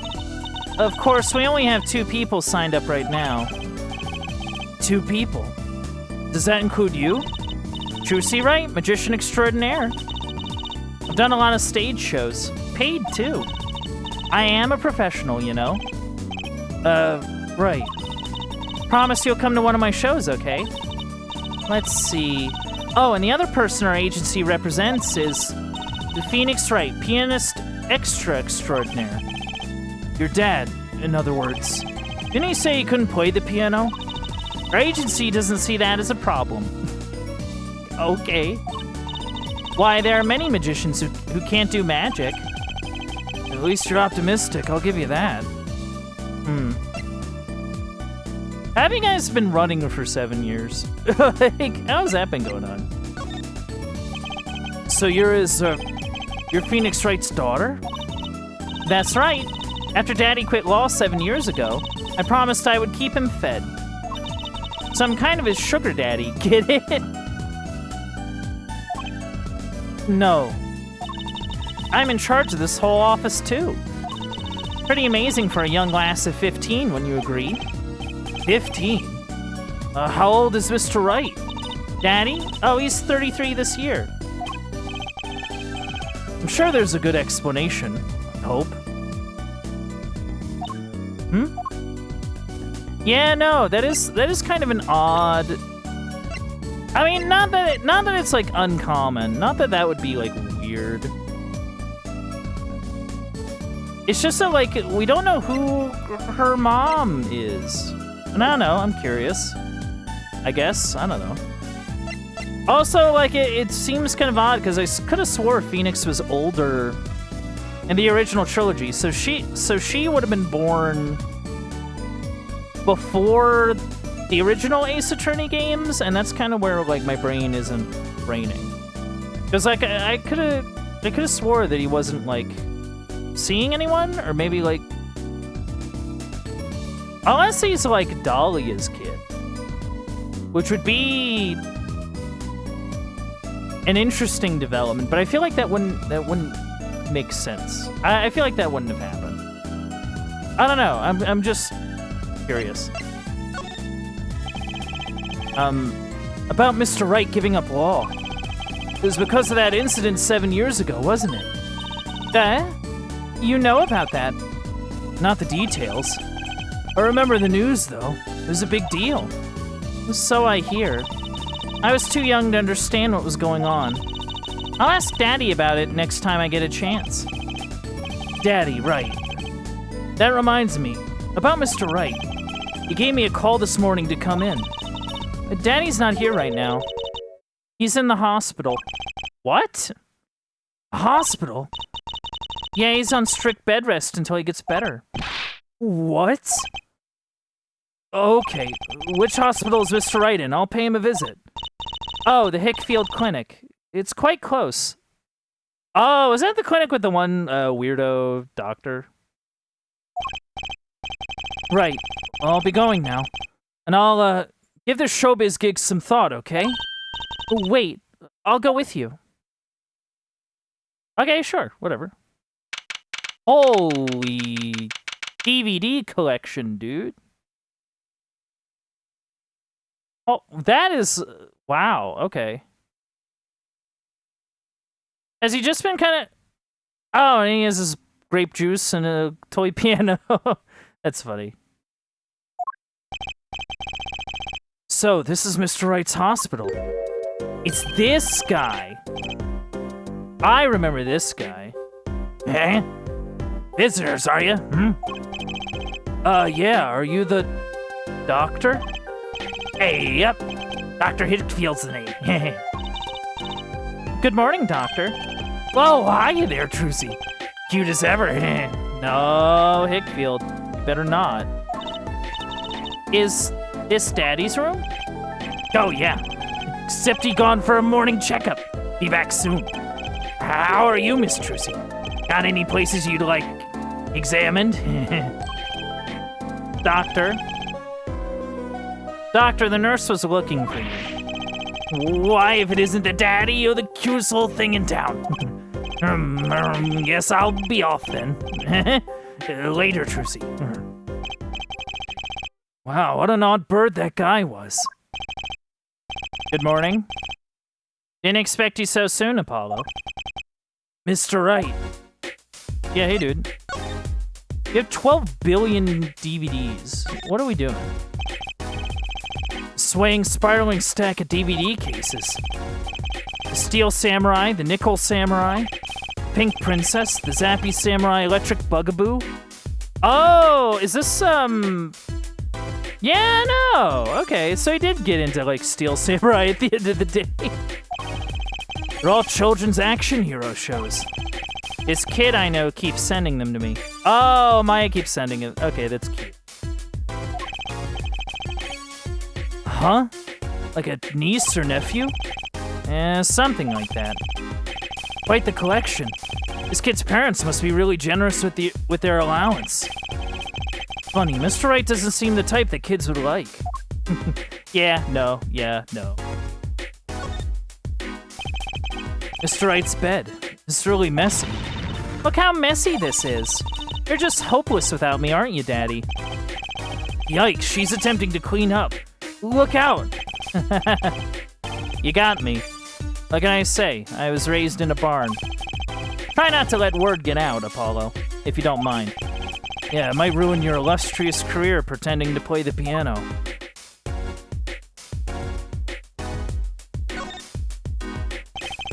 What's that on TV? Looks like some sort of action hero show. Oh, I know that one. That's the Sniffling Samurai. His booger flick attack is a big hit with the grade school crowd. I hate it. I had no idea you like this kind of stuff, Mr. Wright. Well, what else is there to do when you're stuck in bed? Besides, the episodes will just keep piling up if I don't keep up, you know? Yeah. Try not buying them. Now's the only time I get to watch and write up my reports. Your reports? It's a long story. Like a lot of things, actually. Is Maya making him do reports to prove that he's actually, like, watching the shows? That's funny. Daddy, you stuck some grape juice in again. The doctor said you weren't supposed to drink that here. Trucy, look at the label. Oh. Deep sea mineral water. That's fine, I guess. I switched the labels. Don't tell Trucy, okay? What can I say? The man loves his grape juice. What can I say? The man loves his grape juice, man. Just can't get off that grape juice. Man just loves his grape juice, you know? You gotta... Sorry. Man, that's such a that's very just like indicative of like this kind of like time for games. It's like, oh well, you know, it's like a very classic kind of like censorship in the localization, you know? It's crazy.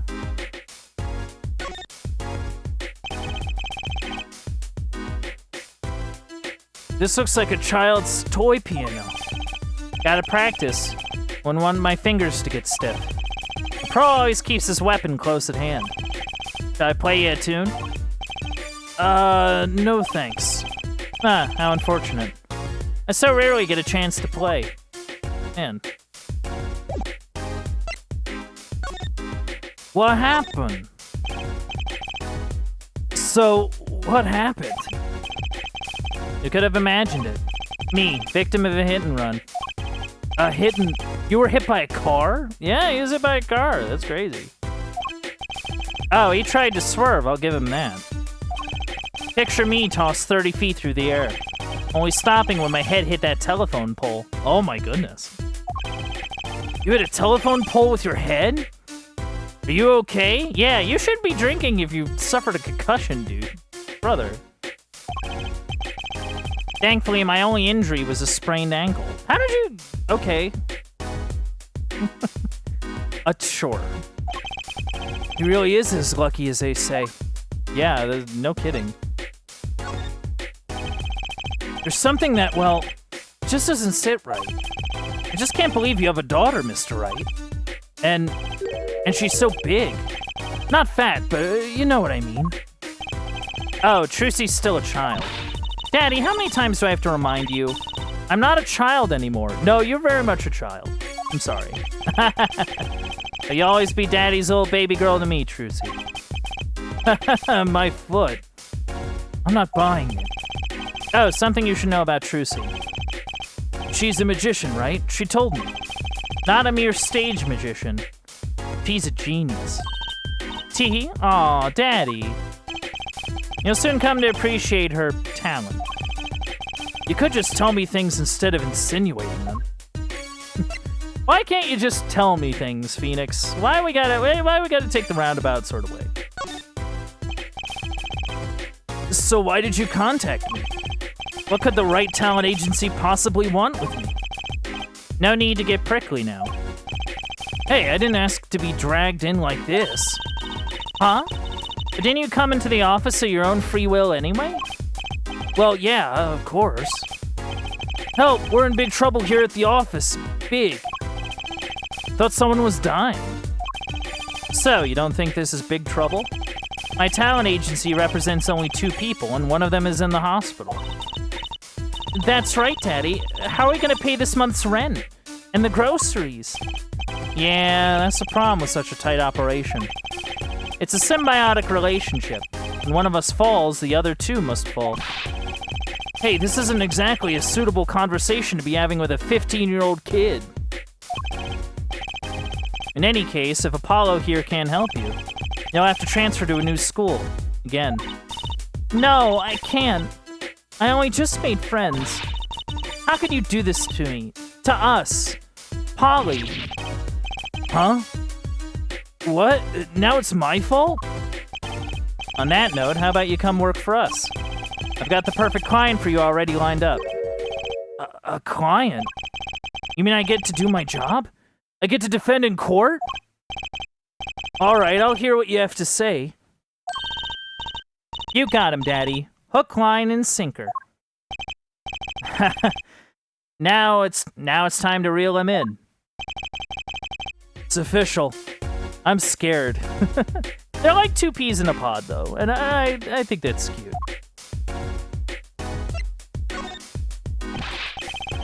Alright, so who's the client? Ah, yes. Here, take a look at the map and I'll explain. Last night I left the office just before 9 o'clock. I was going to that, Indochine? Hold on. What? Hold on. What? Indochine? Like Indochina? Or like... I'm sorry, I'm just kind of... Oh, it's like, yeah, okay, so maybe like, yeah, so yeah, like Indochina. Yeah, I was right about that. I knew what I was talking about for once. I went to that Indochine pasta joint, Alden Tay's. I play piano there, of course. That's when it happened.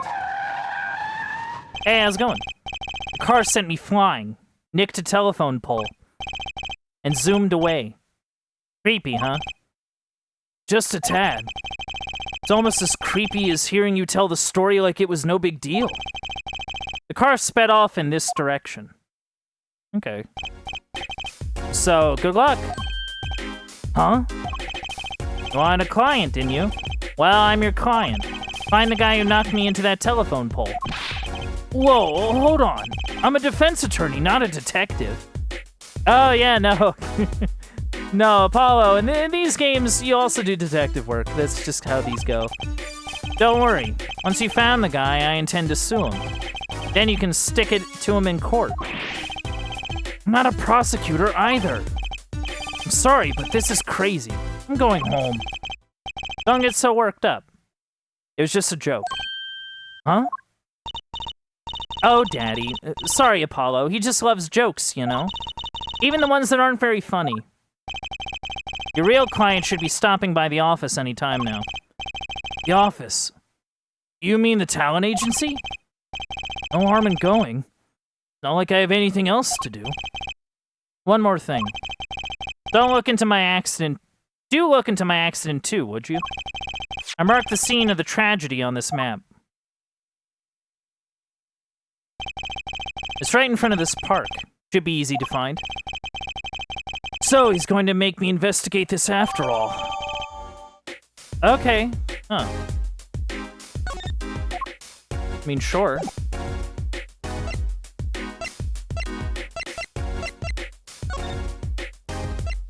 And we'll head to the talent agency. We'll go meet up with this client here.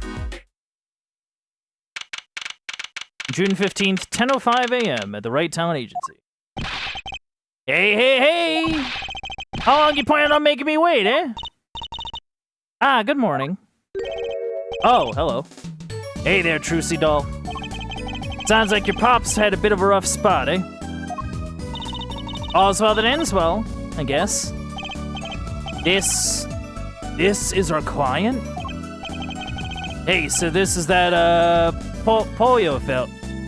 This is that Apollo fella, eh? Oh, yes? The name's Apollo. Look at him there, arms all crossed like, ready to fight. Yes, sir. You don't mean that literally, do you? The boss told you what I need, right? Don't let me down now, Paulo. I keep wanting to say Pollo, you know, but it's Paulo. He means Paulo. Don't worry about your defense, sir. I'm on it. Defense? If your noodle half-cooked, it's too late for defense. My castle's been stormed. My keep's been kept. My noodle stand's been stolen. Noodle? You know Mr. Eldoon from the noodle stand, don't you, Polly? No nicknames, please. And no, of course I don't know him. You know in these parts? Not really. Then you know the best noodles in town, Eldoon's Noodles. Whose noodles?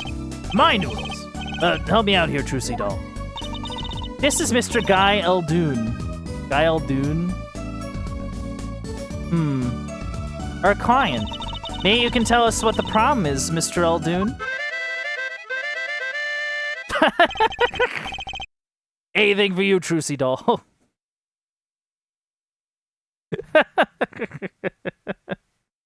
Okay, so he's a harmonica playing noodle shop man. Also, it's fun, also great. He has the noodle hat. The noodle bowl hat and the ramen hair. That's great. I love that. Ooh. Oh yeah, no, this is good. Who's this guy? So, you run a noodle stand, Mr. Eldoon. Guy Eldoon's the name, and noodles are my game. The secret's in the soup. I've been searching for the perfect soup for a year and a half. Searching for the perfect soup. I want that soup. Oh, that's not that long, really. My family's been noodle men for generations. Got a lot of expectations on my shoulders. 15 fathers passing the noodle to 15 sons. That's a pretty old noodle. Aye, and fool that I was, I pushed it away. I rebelled against my pops and picked another livelihood. But that didn't turn out so well. Oh. There was no denying it. Salty broth runs through these veins, boy. I don't know where my voice went for that one. So it's like destiny that you became what you are? Right, destiny's the word. Oh, I fought it. But in the end, I was bound by the twisted noodle of fate. Not a mental image I care to linger on. So last year I started my noodle stand. The 15th generation of Eldoon's Noodles. Okay. So tell me more about Eldoon's Noodles. You don't know the genius that are my noodles? I make them so salty. Why, they're saltier than salt. Now I really don't want to find out. Daddy's a regular at his noodle stand. He frequented my pops' stand back during his attorney days, too. Yep, him and his assistant. I'm sorry. I'll be sure to drop by your stand soon. Wish you could, Sonny. Heck, I wish I could. I'd give anything for a bowl about now. What do you mean? It was stolen. My stand, gone. Stolen? Yeah, what happened? Yeah, it was last night. I was doing my rounds, blowing my whistle. Your harmonica, but... It's like an ice cream truck's bell, but louder. He even gets complaints. Now you're just trying to butter me up.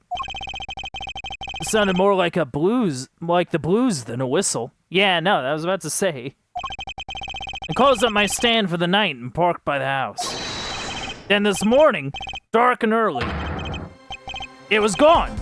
My keep, my castle. Oh.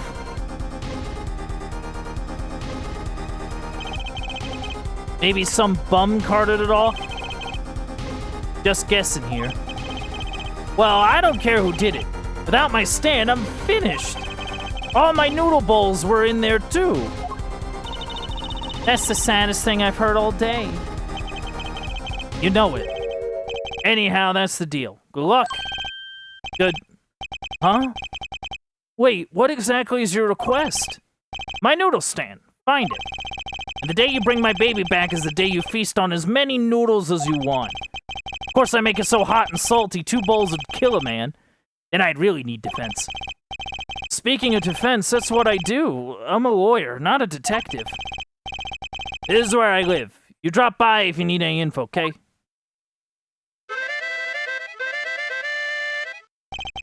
Get it back today if you can. Get it back today if you can, Paulo. I got noodles to make. Things have taken a turn for the bazaar. Traffic accidents and noodle stand thieves. Actually, there was something I wanted to ask you about too, Apollo. Uh-huh? I have a bad feeling about this. Listen to the lady's problem now. Don't be cruel. I lost something last night. That is, something was stolen. Hey, what's this? More thieving and skullduggery? Well, someone stole a pair of my... Oh.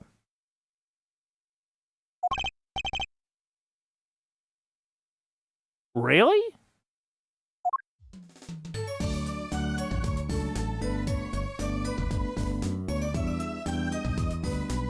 Yeah, okay.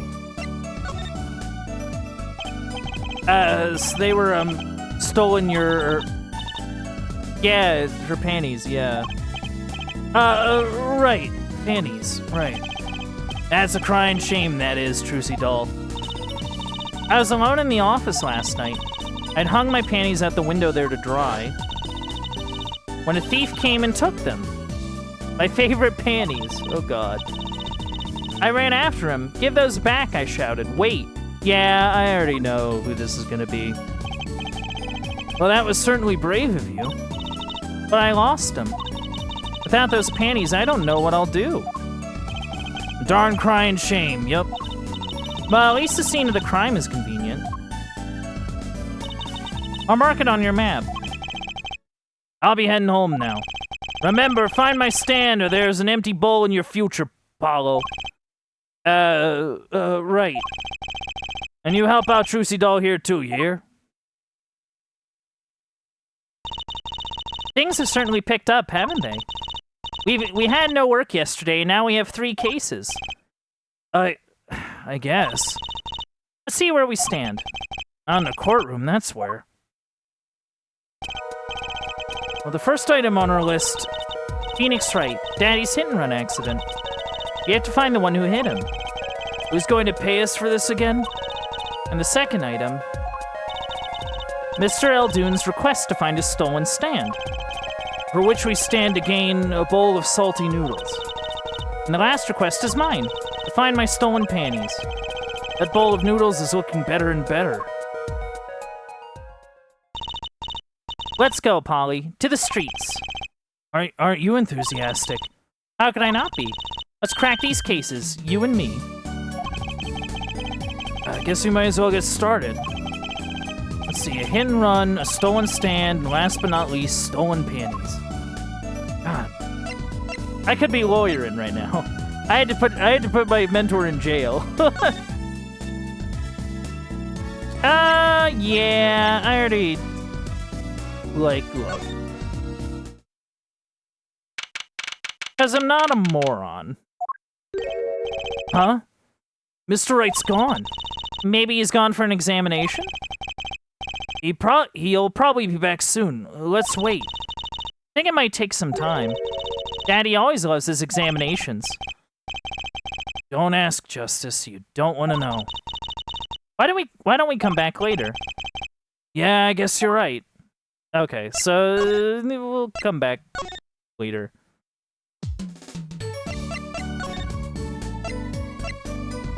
I mean, I don't know. I mean, we could do whatever. Whoa!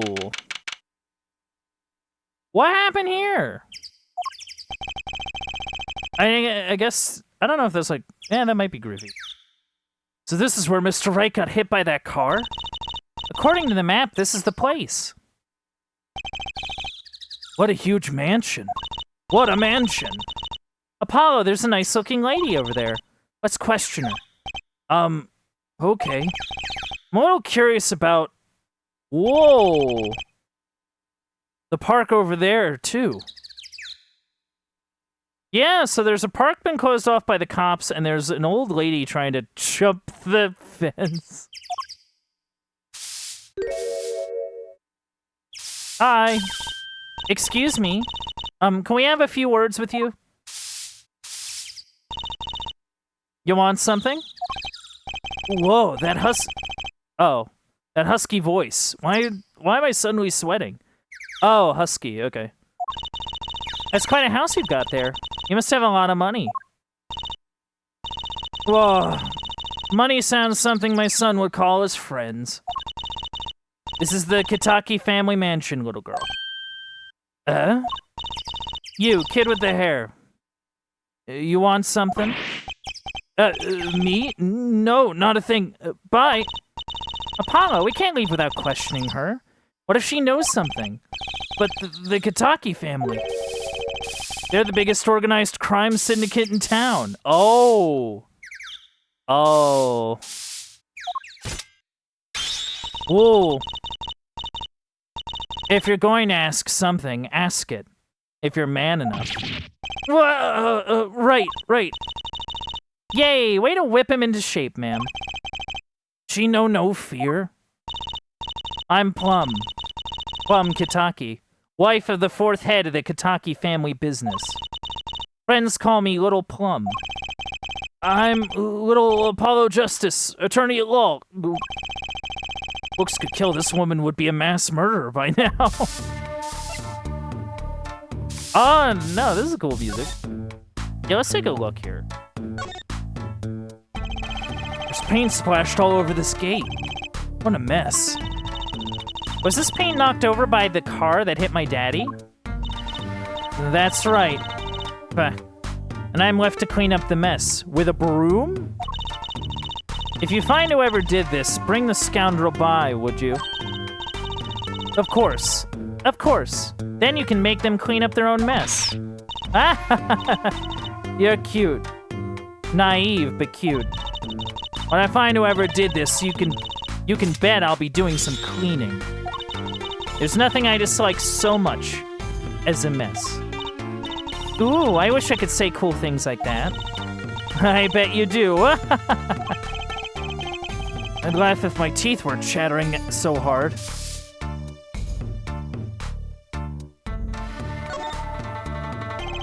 A brightly painted dragon. Why do I get the feeling he's glaring at me? Those paints must have been to repaint the wall. That's right. I called in an artist to do the job right. Oh, okay, so the paint was meant to be there. That's good. He's the 3rd so far. The 3rd? The 1st spilled paint all over the entrance here. The 2nd on my kimono. So I... No, don't tell me. It's better that I don't know. Oh, okay. Wow, what a big house. And the gate is so big. The Kitaki family is pretty big around these parts. I like the fox. It's so cute. Ah, that's our family crest. From the old country. From the old country? What? Wait, wait a second. Hold on. Your family crest? We're clever as the fox, and our teeth are sharp. So it's like a motto. You need a crest too, Apollo. Ooh, how about the scales of justice? Or a lunar lander? I'll pass, thanks. Yeah, from the old country is not... Are we... So I guess... So gambling's illegal, like it would be in Japan, but also it is in Japan because they came from the old country. And I'm like, what old country? Man, these games are great. Okay. I think we are gonna actually have to call it here. Just because, you know... Oh, okay. That's interesting. You can turn on a story mode. That's cool. Oh, okay. Oh, okay, so that's available in the other games in this collection, but not the first one, which is funny. Yeah, I'm sorry. I'm just kind of like taking a look at things. Don't mind me. But yeah, no, this has been cool. This has been cool. Caught a little off guard at the beginning, but you know, it is what it is. No. Okay. But yeah, no, not gonna lie, that first case was a doozy. Just a doozy is the best way to describe it. I don't know, I mean, who's, like, I don't know, are there people live? You know, there's one person live who is cool people. So I'll go say hello. Once I get that all set up, yeah.